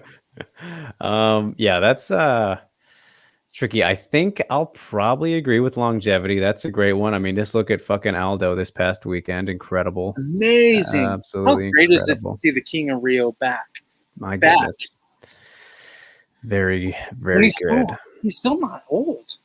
I know. 34. Crazy. Yeah, Munoz was older than him. yeah, exactly. We just remember him, being great so long ago. Yeah, for so long. Like it was so long ago. For so long. Crazy. Yeah, so I think I'll agree with longevity. And the interesting thing about this, though, about this part of the question is he adds skill set, which I feel like you can't include that one because obviously the skill set is there if you're able to have these things. If you're able to have the other three, if you can have those, then without skill set, you ain't going to be the champion. Yeah. So, I guess in that regard, then I would, with that in mind, I'd put skill set at 4, and then. Well, skill set should be at number 1. I guess in that, I guess in that case, because it takes you to all the other things. So okay, skill set first, longevity second for me, and then I think champ and resume are pretty interchangeable. And again, they go hand in hand because champ goes on the resume. I'm okay with putting champ number 4. Yeah, you got to have that big resume to be champ. Right. So, definitely many ways to. You could mix this up however you wanted, but it's a tricky one, Yusuf. But I think that's how I'd go about it. Not super confident as it can go wherever. Yeah. But skill set, longevity, resume, champ. That's how you have it. Yeah. That's how I have it too. What do you guys think? Tell us in the comments what you guys think. Drake and I have skill set, longevity, resume, champ. Yeah, and again, I could even flip flop the bottom 2 as well. Just says skill set is there. High, look at Ngannou and Lewis. What about him? What I think I get what he's saying. Like that was the worst fight. The better fighter lost. That was the worst fight that we've seen. Yeah. Someone says, "To hell with the champ. That's more about opportunity than achievement." I agree with Stamina. It shouldn't be is the thing that frustrates the hell out of me. Like you look at traditionally the way that it should be done is you defend like crazy in your division. You clean it out completely, and they're like, all right, I guess I can go up and get another one while we figure out a contender. Amanda Nunes a little bit. Well, it's like what we would have seen with John Jones, right? Right. John Jones cleaned out light heavyweight, right? He wanted to go up to heavyweight. But then there's the argument that you can technically never clean out a division as long as it's continually, flowing with people. But, okay. Yeah. I know Stamina's going to bring that up. That's why I mentioned it. Yeah. And I agree, and I do agree with that because he uses that as Valentina for Valentina Shevchenko. Right. He does that every time that we talk about Shevchenko fighting Nunes for the 3rd time. That's what he says. But there's times like the Henry Cejudo one. He didn't clean out the division, did No. he? No. Like not even close. Well, same with Connor. Connor didn't even defend the belt, Nope. for fuck's sake. Nope. At least Cejudo did. Yeah. Yeah. Yeah, see, it's just the perception, I think, of it all just got totally ruined. So, Rue says longevity, resume, remove champ. Okay. Yusuf says, imagine if Habib beat Usman. What does that do for his legacy? Well, he's already one of the best, but yes, how great Usman is already now, yeah, that would make. But I think that if Habib beat George St. Pierre, right, that's the who's guy. who's also up a weight class. So yeah, and that's the guy right there. With his GOAT status, that would practically be champ if he was to beat him. Practically. That's like fucking ultimate GOAT. Right. That's like you're the best ever for either guy, and we, GSP is already that guy for a lot of us. Right, for GSP as well. That like solidifies. All right, he beat Habib, so there ain't no fucking question at this point, right? Yeah. But if Habib were to beat GSP, same thing. Then it's like, all right, dude, he beat GSP, the great, right? Yeah. Yeah, definitely. So. She says, well, not for Dern. She said she wants to fight for 125 after guaranteeing she wins 115, which is laughable. See, I don't like that. I don't like that. Going right away. That's not cool. And then he goes on to say she thinks that champ is an achievement. It isn't. I mean, look, I see the belts as a trophy anyway. I don't hold the belts necessarily in high regard. I hold what these fighters are doing to get to those belts as the high regard. Right. Yeah. James said, go ahead. It's always going to be an achievement. It's just depending on how much of an achievement. The belt doesn't mean as much as it used to, Drake. Well, yeah, but I mean, like if you're getting the belt, then you beat the best person in that division, typically. Supposedly. Right. Yeah, exactly. James says longevity, resume, and then one division champion. So you would go. So John Jones, I'm gonna keep fucking saying John Jones, I guess. John Jones, longevity, he's been there forever, right? Resume, he's beating everybody in the division, and then he's only been a one division champion, which is crazy. When you think about Israel Adesanya going up and fighting Jan Blachowicz, sure, he didn't win, but he did go up and fight Jan. Right. Yeah. It's we could go on forever about this. Joe says measuring greatness is different for everyone. Mine is always going to be skill set and how fighters set up their weapons. Absolutely. I agree with you 100%. That's why I said, whoa. When Drake said longevity, I was like, whoa, skill set means a hell of a lot more than longevity. Then resume, then longevity. Well, when I think of the longevity thing, I think of it as you were able to stay at the top for a long time, not just fight forever. Because obviously, in that case, you could say, like Fito. Yeah. I mean, or like somebody like, let's say Arlovsky, who's got this insane amount of fights, but isn't around the top anymore. But if you can sustain that top for so long, like the GSPs or the John Joneses or those kind of guys, unlike some of unfortunately the Fedors who at the end of their careers, the BJ Penns, the Silvas who fell off, like that I don't count as longevity in the sense of how I was thinking. Of course, you could say, yeah, just from fighting for a long time, not depending on the success. But if you look at it from the success, that's how I was counting it. So when you think about Randy Couture, and you see all this, because he was a great MMA fighter. He was a champ. Yes. Not at the same time, but yes. No. but he was heavyweight and light heavyweight, yeah. Heavyweight and light heavyweight champion, tournament champion, and everything. Right. His resume, amazing, right? Yeah. His skill set, phenomenal. Longevity, pretty darn good. What, 44? How old did he? 45-ish. Yeah, pretty damn good. So when you think of Randy Couture, you could put him up there as one of the greats, but not a lot of people do. Yeah. I think he's slept on. Like when you think about these, what Yusuf has given us: longevity, skill set, champ, resume. Well, I think he probably gets knocked for skill set and then resume in terms of, the losses. Skill set because of what? He's a wrestler? Well, I mean, just when you compare to other skill sets, and that kind of goes hand in hand with the resume. He's a world beater. Yeah, I'm just saying what I think maybe they would say. I would say, Yeah, no, I know. And that's what I'm saying, Drake. That's what I'm saying is he doesn't get the love that he should.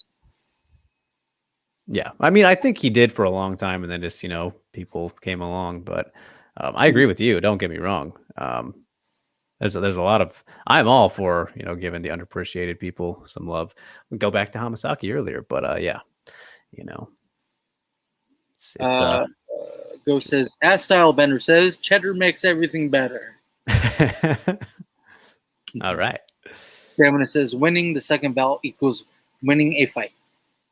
Defenses over everything because that longevity resume skill set in order to turn back opponents that have increasing amounts of film on you, etc. Yeah. Yep. And then he goes on to say, I think less of any fighter that angles for a second belt as soon as they obtain their first. Worst yet, before they have even have one at all. Don't like that one bit. I agree. Ghost Phantom says, being champ just means you get more opportunities than the rest of the division. Interesting perspectives here coming up. Yeah, I love it. And this is the thing about Yusuf. I know he gets you talking. we laugh and we're like, oh fuck, here we go again. But no, this is really bringing out a good conversation, a good MMA conversation where we're not at each other's throats. We're not like arguing or anything like that. We're having a good MMA conversation. That's what Yusuf typically does. Sure, there's been the shenanigans. They've been there. Of course they've been there. But Yusuf also gives us great questions like these ones. Yeah. No, for sure. Yusuf says, GSP, my GOAT based on my criteria. Yep, 100% with him there. Rue says, champ means nothing. I think it seems like we're all in the champ. Fuck the champ shit. I think it is a valuable thing because of not so much the titles as you were mentioning there, Steve, like the trophies or whatever, but the fact that you were able to beat the best guy in another division. That's what I look at more than the title specifically. I'm with you. Yeah. And then Rue goes on to say, defending means more than champ. I agree. I think that is a consensus agreement, and the perfect example is look at Connor. That's the absolute perfect example. No one really cares that he did that, because he didn't defend us. He's literally never defended, so. literally never defended. Yeah. Jimmy says, put us at each other's throats or just annoy Steve. Either or. Stamina says, we've got no particularly good examples of the champ thing in the UFC. The few we've had make the appeal of more minuscule. I feel like we could have seen it with Cejudo, and then he bounced. Yeah. I mean, I think Nunes is a good example. I mean, of course, kind of unique situation, but she's doing it. She's pulling it off. Yeah, but I think with correct me if I'm wrong, Stamina, but Stamina's train of thought with Nunes is her division sucks. It's like not even a division. Right. Yeah, it's not a division. Yeah. Yusuf says champ depends on the champ on upper weight class. Right. I mean, also look at DC. Like that was a pretty big deal that he did That's that. another one. We all laugh at DC because he's a fat guy, right? And he's, he says funny ass shit. That motherfucker was a phenomenal fighter. So great the way that he would fight. Yeah. And finishing, clearly he wasn't having controversial wins or anything like that. No. The only thing were the eye pokes. Right. Yeah. But yeah. In terms of best champ examples, I think it'd probably be Nunes and DC. Yeah, I mean, because they have both been able to defend. Synchro Wing says, I think champ is more situational than anything. If two champs from different divisions had cleaned out, then they should fight. Yeah, I've always liked that thought as well. I mean, prime example is GSP Silva, which unfortunately just didn't happen. Bummer. What a bummer. I know. And I also do give GSP bonus points for that middleweight title because of the layoff. So yeah, I'll tell you 4 years. 4 years. Incredible madness. Roos says Nunes is doing it with overmatched opponents. So yeah, see, that's probably the thought Stamina was thinking too. Ben says, yeah, DC was pretty impressive. Mr. Lee says, where would or how would Muhammad Ali fit on this list? Please, thank you. Oh my God, Muhammad Ali, the best boxer ever. And you can put Floyd Mayweather up there as well. Muhammad Ali had everything, literally everything that you can think of when it came to a pure boxer. He was amazing. He had the defense. You could not touch the man. Couldn't touch him. He literally floated like a butterfly, stung like a bee. He literally did that in his fights.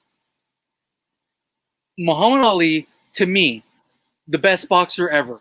I'm a huge boxing fan. I love boxing. Muhammad Ali is the best boxer ever.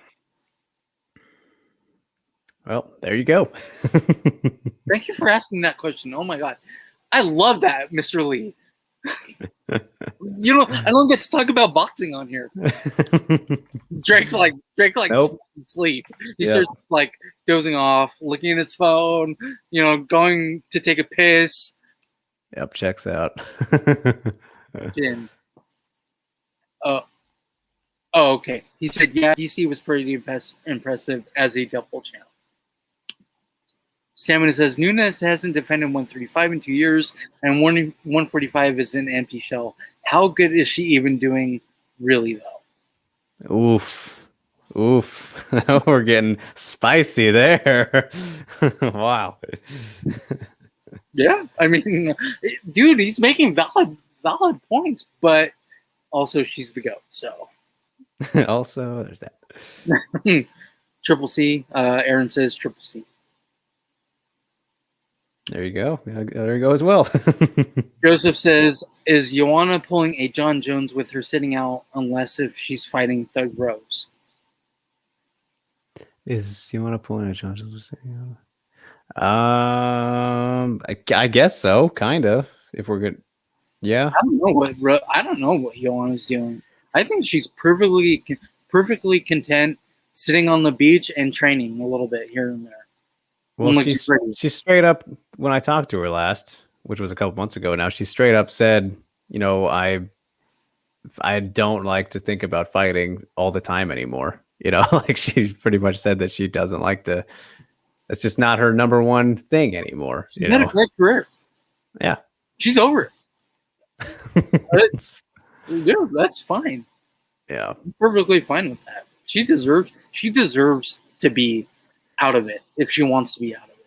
Right. Yeah. And not even including her Muay Thai career either. Yeah, no. That's with Shevchenko as well. Bruce says, or Whaley for a big payday. To Joseph's question about Joanna. And then Bruce says, which means she won't fight Whaley against unless she gets a piece of the pay-per-view, which may never happen. Silly answer. If a fighter has a good inside low kick, then they are great in my book. Ghost is like Dominic Cruz with the underhooks, with the inside low kick. And elbows. Yes, and elbows. Diaz versus Lawler 2 will be like Mayweather Pacquiao of 2015. P.S. Pacquiao will beat Spence Jr. Wow. Okay. That's next weekend, guys. Manny Pacquiao will beat Errol Spence Jr. Wow. Heard it here. Dude. All right. So I know that that fight's coming up. I love Pacquiao. I love Spence. Man, do I want to see Spence lose though to Pacquiao? Yeah, I do. I really want to see Pacquiao keep on winning. I love the 45-year-old guy fucking going in there and beating these young guys' asses. I love it. He took it to Thurman. Holy shit. Like, who would have saw Pacquiao beat Thurman? Not me. But it happened. It's like, okay, whatever the fuck you say. Salmon says, if she wants to be out, let her get the complete and unbridged fuck out of here and quit making demands. You wanna these moves? Oh man. Okay. I love when Stamina gets real sassy. I know, it's hilarious. I love the inside low kick. Says Ghost. Yep. Rue says, if that happens, Pac-Man will be an all-time great. He already is, guys. Not an easy fight for Pac-Man. I agree with you. But Pacquiao is already one of the best fighters. The only thing about Pacquiao is we didn't truly get to see him fight Floyd Mayweather in their primes. Had we seen that, a lot of these questions about Mayweather, Pacquiao would have been answered. But they waited so goddamn fucking long to fight each other. It was like, when it happened, it was just like, all right. Yeah, that was one of the few boxing matches I've actually seen, and yeah, not great. But it would have been totally different. It would have been totally different had they done it when it was all hyped about, right, 2 years earlier. Right. All right. Well, real quick, no, we're still talking about Pacquiao. I was just going to say that's the end of the Twitter mailbag, everyone. So Jimmy says, I really want Pacquiao to win, but it won't be easy. Spence is huge. I agree with you. Spence is very fast. He's very quick. Like I said, old man Pacquiao. Old man Pacquiao's got that old man strength. I don't know. Joseph, outside of Zhang, who's the worst matchup for Rose? It could be Carla because of the wrestling. Did it once before. Yeah. Shameless plug. Spoke to Randa Marcos earlier. That interview's out now. She thinks Carla can pull it off. I saw that. Yeah. I saw that. Oh man, that was amazing. She's fought both of them, and you know. Yeah, so it'll be interesting. I think Carla, yeah, that's a good pick. But I mean, it's to say, I don't know. It's really tough to say who the worst matchup is because I think there's a couple real tough ones at this moment in time at strawweight. Obviously, Carla is a tough one. I still think Whaley is one, but yes, Joseph says outside of Whaley.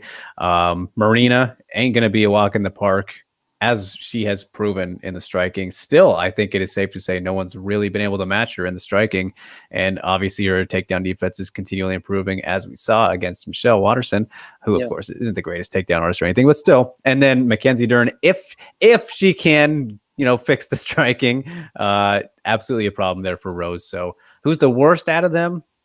That's tough. I would probably say Carla or Marina, but I don't know if I can pick one over the other because there's a lot of options to go with right Marina now. would be just a great fight. Oh, it'd be so great. Just because of their striking skills. Yeah, that would be really fun. Hopefully get to see something like that. But yeah, who knows? Joseph says also Carla is a decision fighter. I thought she lost to Grasso, Waterson, and Rodriguez. Well. Okay. I disagree with the first two. I think she beat Grasso and Waterson. Yeah. But then I did think Marina beat her as well. Yeah. But that very close. Still very close. Yep. But I'm glad Carla won. Of course. Of course you are. All right. I could imagine.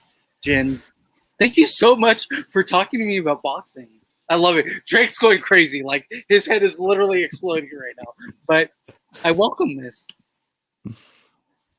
All right. Okay, you guys. Let's see. Yeah, Twitter mailbag's done. At the 2-hour mark, this is the longest it has taken for us to ever get to the news. But I mean, hey, that's because this was really a tiny lineup for us today. We only have one bit of news. And I know Steve really just wants to avoid talking about it. So can we just go and can we just skip over it? Again? Go on about boxing. So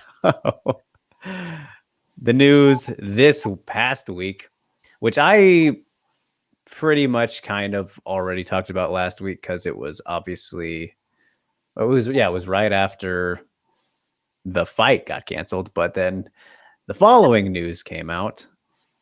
So Steve, sad times, sad run, sad.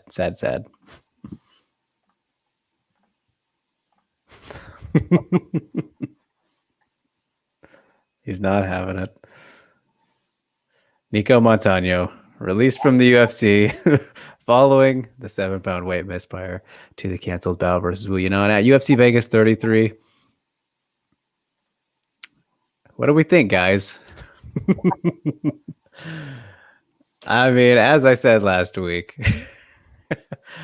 I think that now it is definitely confirmed that Nico has had easily, it wasn't up for debate before, I don't think, but now the most unique UFC career of all time.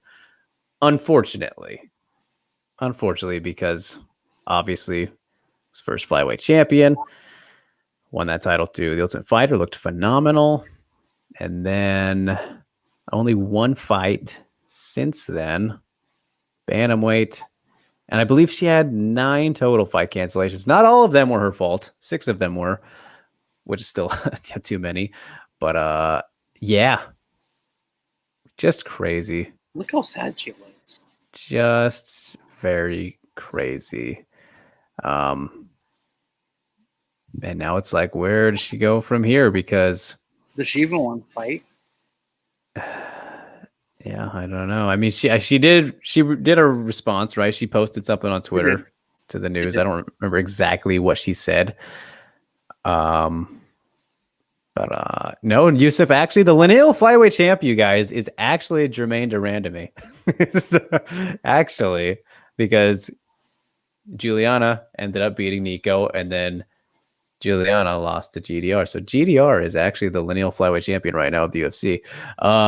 So let's make GR versus Valentina. But yeah, I don't know, man. We'll I don't know what's going to be next for Nico, because the only option you would think for 135, the only option is Invicta, which I feel like that'd be weird to go to Invicta right now for her. Like, not a knock on Invicta. It just seems like not the step you would think. That's why Nico's career has been so weird, because former champ, all that stuff, but not a lot of fights on paper or anything like that. But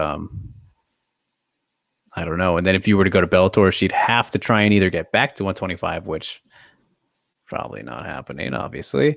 And then 145, she'd be too small. So I don't know. And I'm curious to see this new documentary that came out about her this past week, but have not got to see it yet. What is that? The Warrior Spirit or something like that, which she wasn't really involved with much of anything after filming, it seems like, which is very bizarre as well. So yeah, I don't know. It's a bummer. And Steve, of course, a little speechless, which is fine.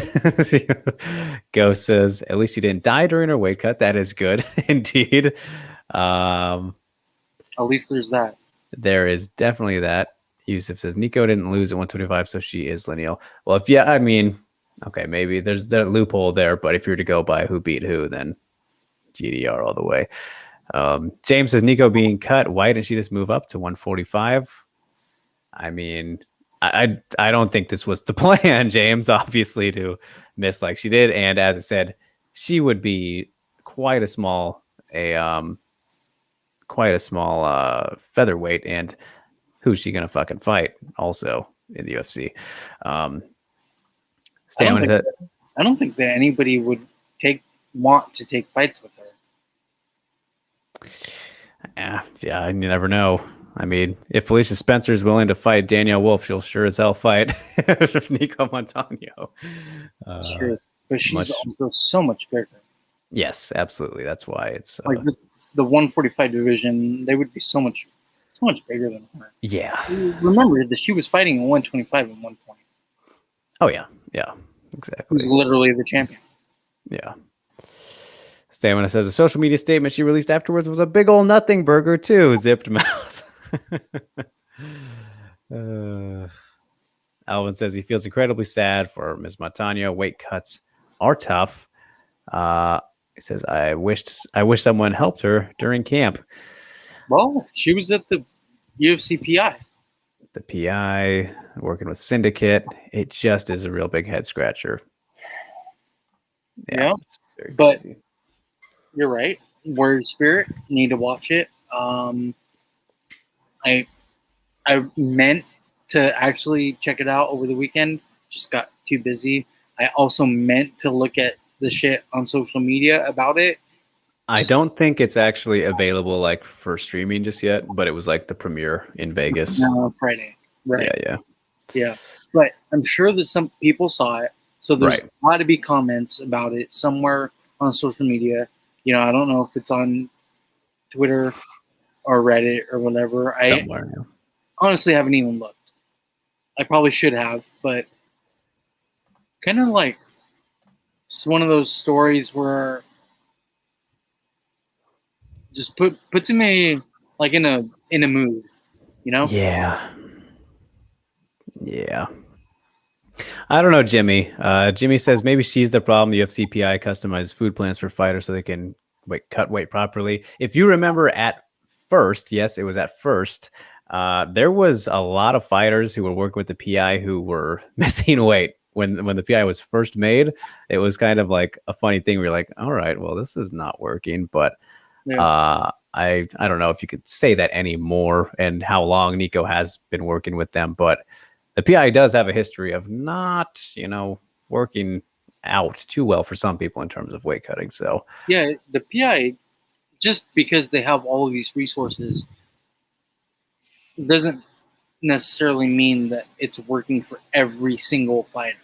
Right, exactly. So yeah, Mr. Beckham is back. He says hopefully Nico embarks on a comeback and has her story told. Oh man, could you imagine? That would be incredible. And she certainly is capable of it talent-wise. We know what she's capable of. Steve, you and I in particular, she'll get hate for the story, her story, more than her actual skill set, which is super unfortunate. But yeah, she's capable of that, Mr. Beckham. It's like, I don't know, just got to correct everything else, obviously. But boy, oh boy, that'd be something. Jimmy says, but she also trades in Syndicate. Yes, and there's a lot of people to hold her accountable. Yeah, I mean, I wasn't saying, that completely defending Nico on that, but just, sharing the history that, hey, maybe they did it wrong. Maybe not, because she also has, the history of the tough weight cutting. So I don't know. We don't know. We don't have those inside details exactly. No, but and maybe we'll find out at some point. Yeah. I mean, hey, maybe that documentary. Who knows? But she's been cut, so she can say whatever the fuck she wants now. Right. It'll be interesting. You know what? Maybe I'll see if I can get to the bottom of it, because she she follows me now. Did you see when I screenshotted that to you, Steve? I did. Yeah, I did.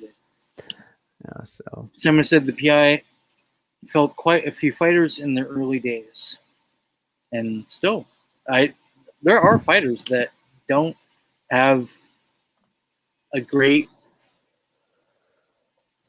thing with the PI. Yeah. Yep.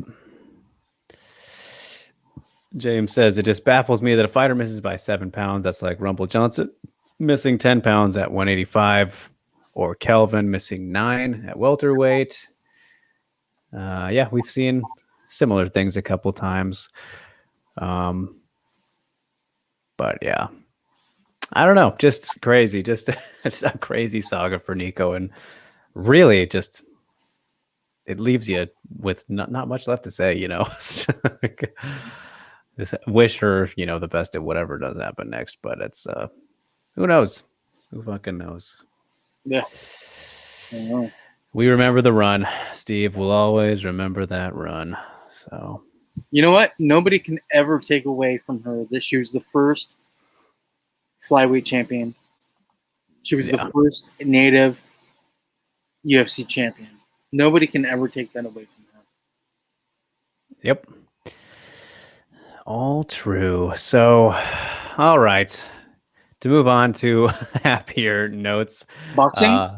No, not boxing necessarily, but hey, Pam Bam is fighting this week, Steve. She's back. So I can't believe it's not on the main card. So I was kind of looking at the card, and obviously there's good ones at the top, Musasi, of course. But then there's a couple other ones where I was like, well, maybe they should have a former champion, or not even former. She's still the champion, right?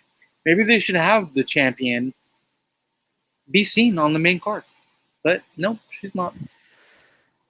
Bellator gonna Bellator in that regard, aren't they? So either way, you guys, Bellator 264 this week, this Friday, and for some stupid ass reason, going head to head with the PFL playoffs, which aren't on Thursday. They're both on Friday. Yeah, that's weird. So, why isn't PFL on Thursday this week?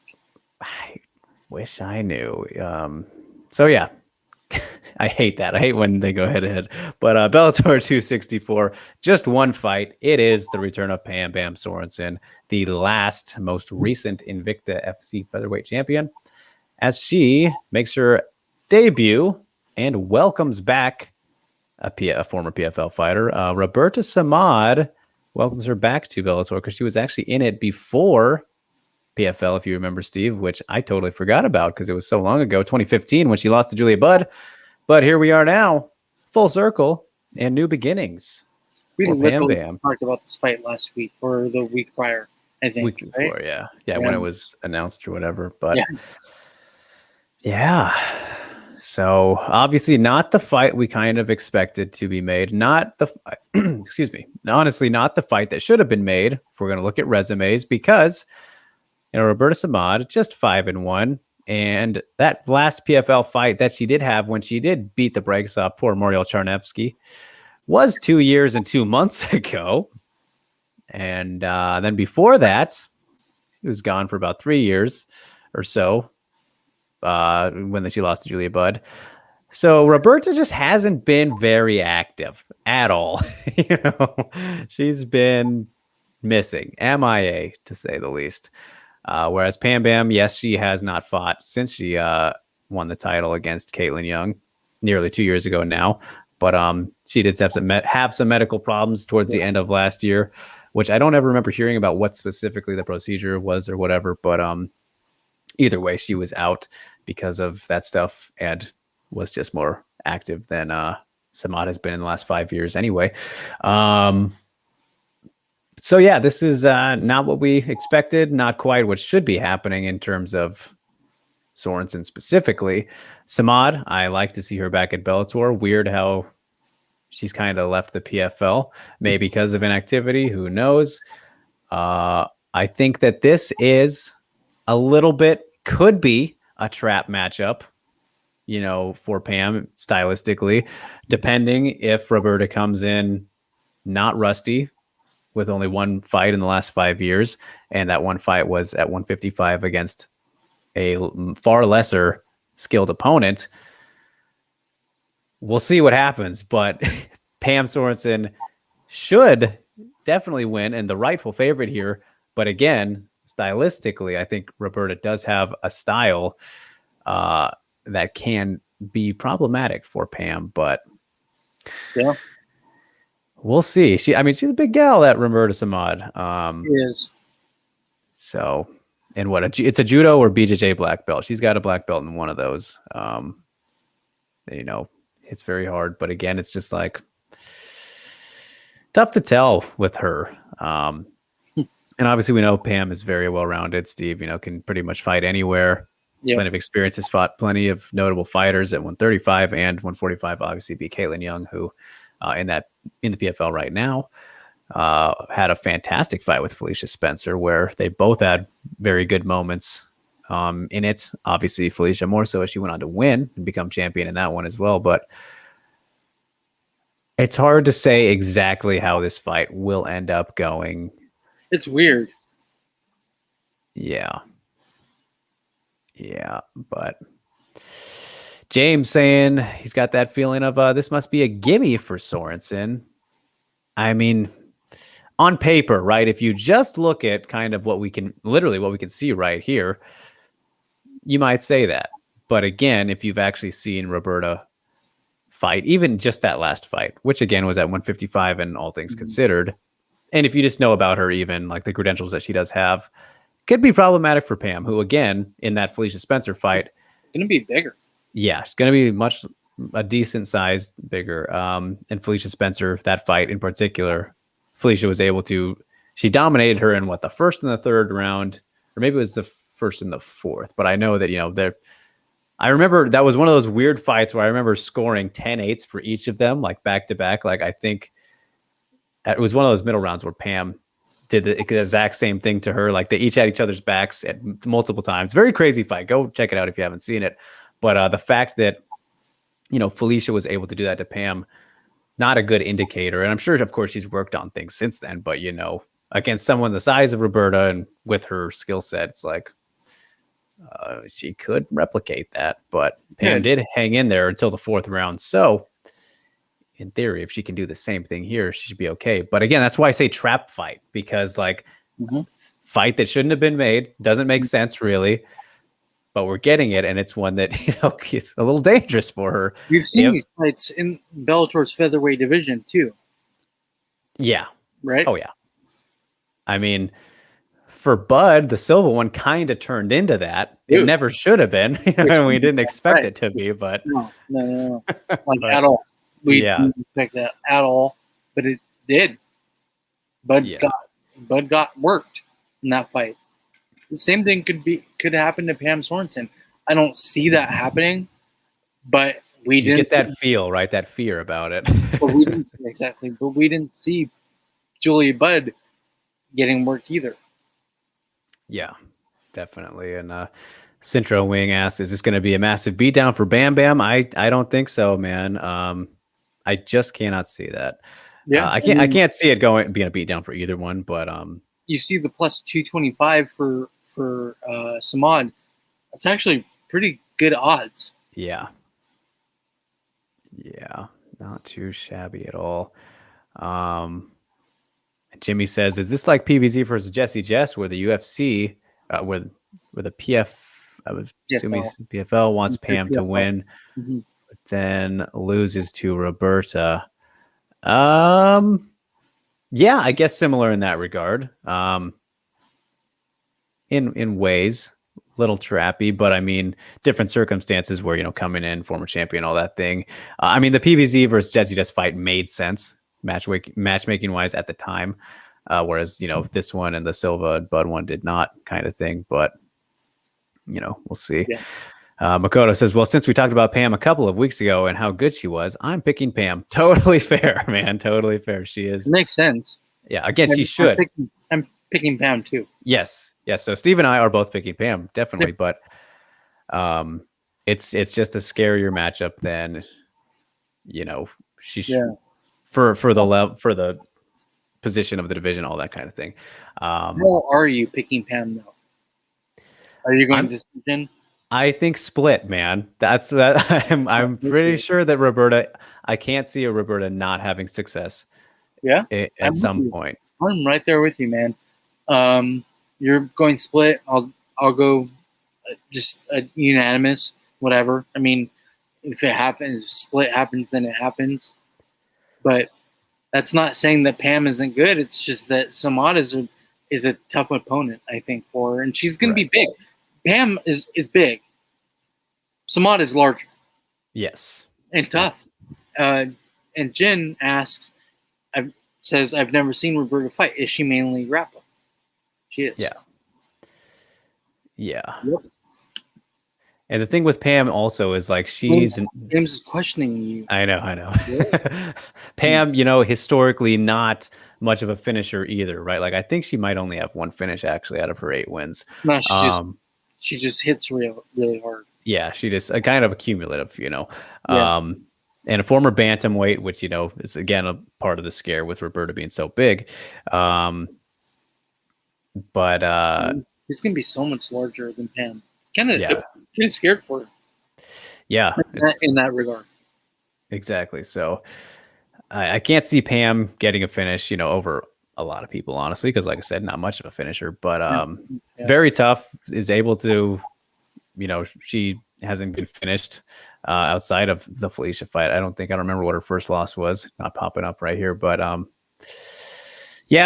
just think stylistically, click on one. We'll see here. I know it was at bantamweight, pretty sure. It was Gomes, and I think you remember that fight, Steve. That was a bit of a robbery. I think the Gomes fight. She should have. She should have beat Gomes in that one, but Shanna Young was the first one, which is also a split. So like, Pam could very well be 10-1, So, but again, the way that she lost to Felicia as well was concerning, and Felicia is one of the biggest 45ers out there. So, size thing for Pam, we'll see. But again, she looked very good and fit for 145 in the last one and all that. But I don't know. We'll see how they look on the scales on Thursday. But either way, stylistically, I think this one is gonna be tricky, and we'll see. Pam needs to keep it on the feet. Obviously, I think for the best path, the easiest path to victory, path of least resistance, strike from distance. Keep Samad. Either play bull and matador or keep her on the back foot. Either will do. She hasn't shown to have great striking. Hits hard. She does hit quite hard, but it's not very great technique. At least she might surprise us. She's been away for a while, like Melissa Gatto. We'll see. You never know. But from what we have seen, it's just what you're getting for the most part. A really heavy grappler. So, but got to go with Pam because of the experience, level of competition, all that kind of thing. So. But a scary one. Definitely a scary debut. So that is our only fight of the week, Steve. There's no UFC. And the PFL is lightweights and welterweights, I believe. Is it lightweights? I know it's welterweight. Yeah. I think they're doing them. Knowing that there's no UFC should have did this card on Saturday. Yeah, I know, right? Musasi? Yeah. Be fine. Yep. Drop the ball there. I don't know what that's about. I agree. Drop the ball. Yep. But either way, there you have it. What a show it has been. We got into all sorts of mischief in the first hour and the second hour.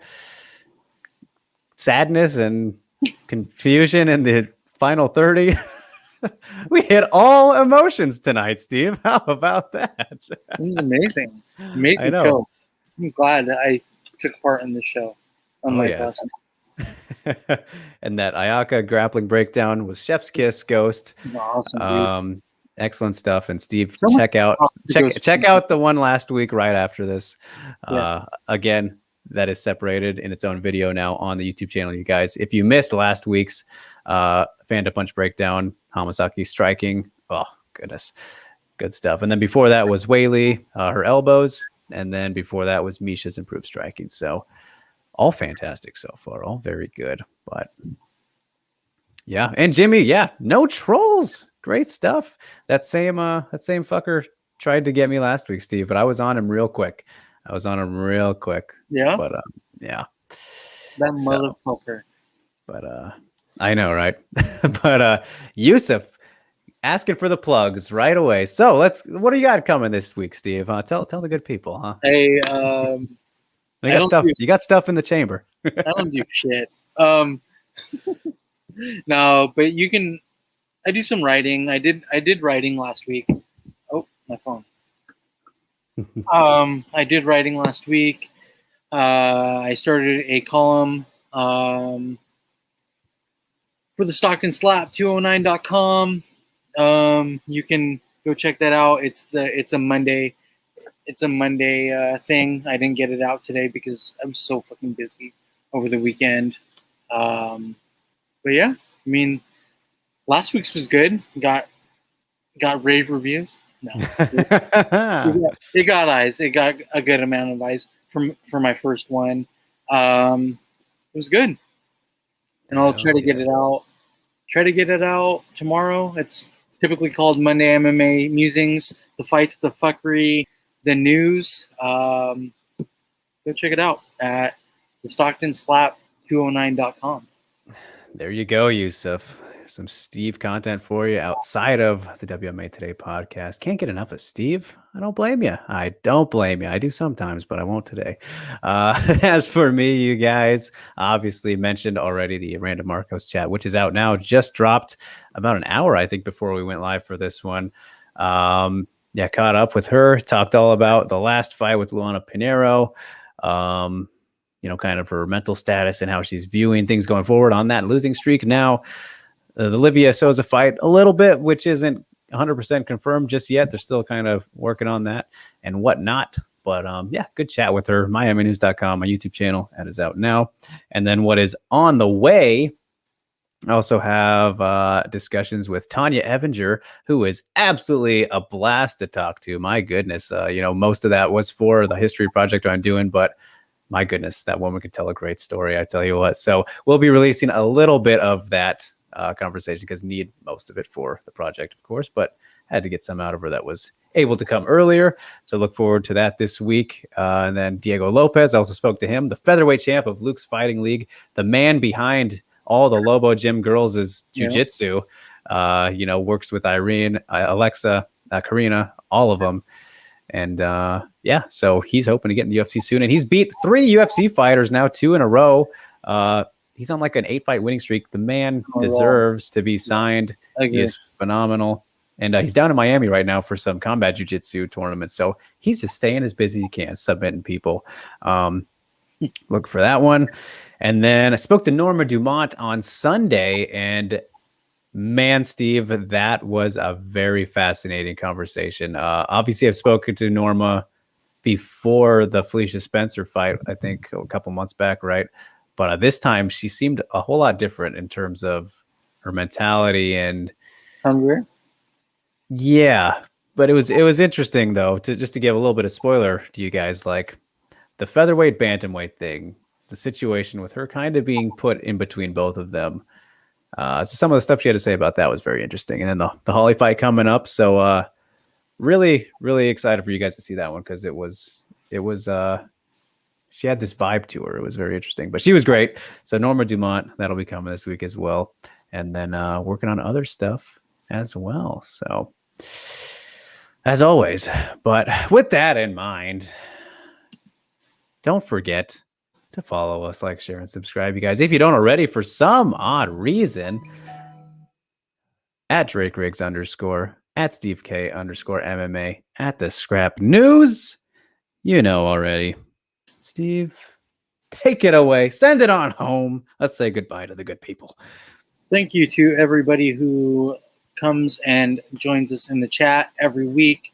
You guys are amazing. We love you guys. Without y'all, there is no Drake and I. We would just be two dorks talking to each other about women's fighting and nobody listening. That's no fun. To whomever watches this not live, thank you as well. We appreciate you just as much as everybody else who watches live. Jimmy, Yusuf, Ghost Phantom, amazing work this week. Rain, Joseph, Mr. Beckham, which is Aaron, Stamina, Jen, Alvin, Makoto, Jimmy.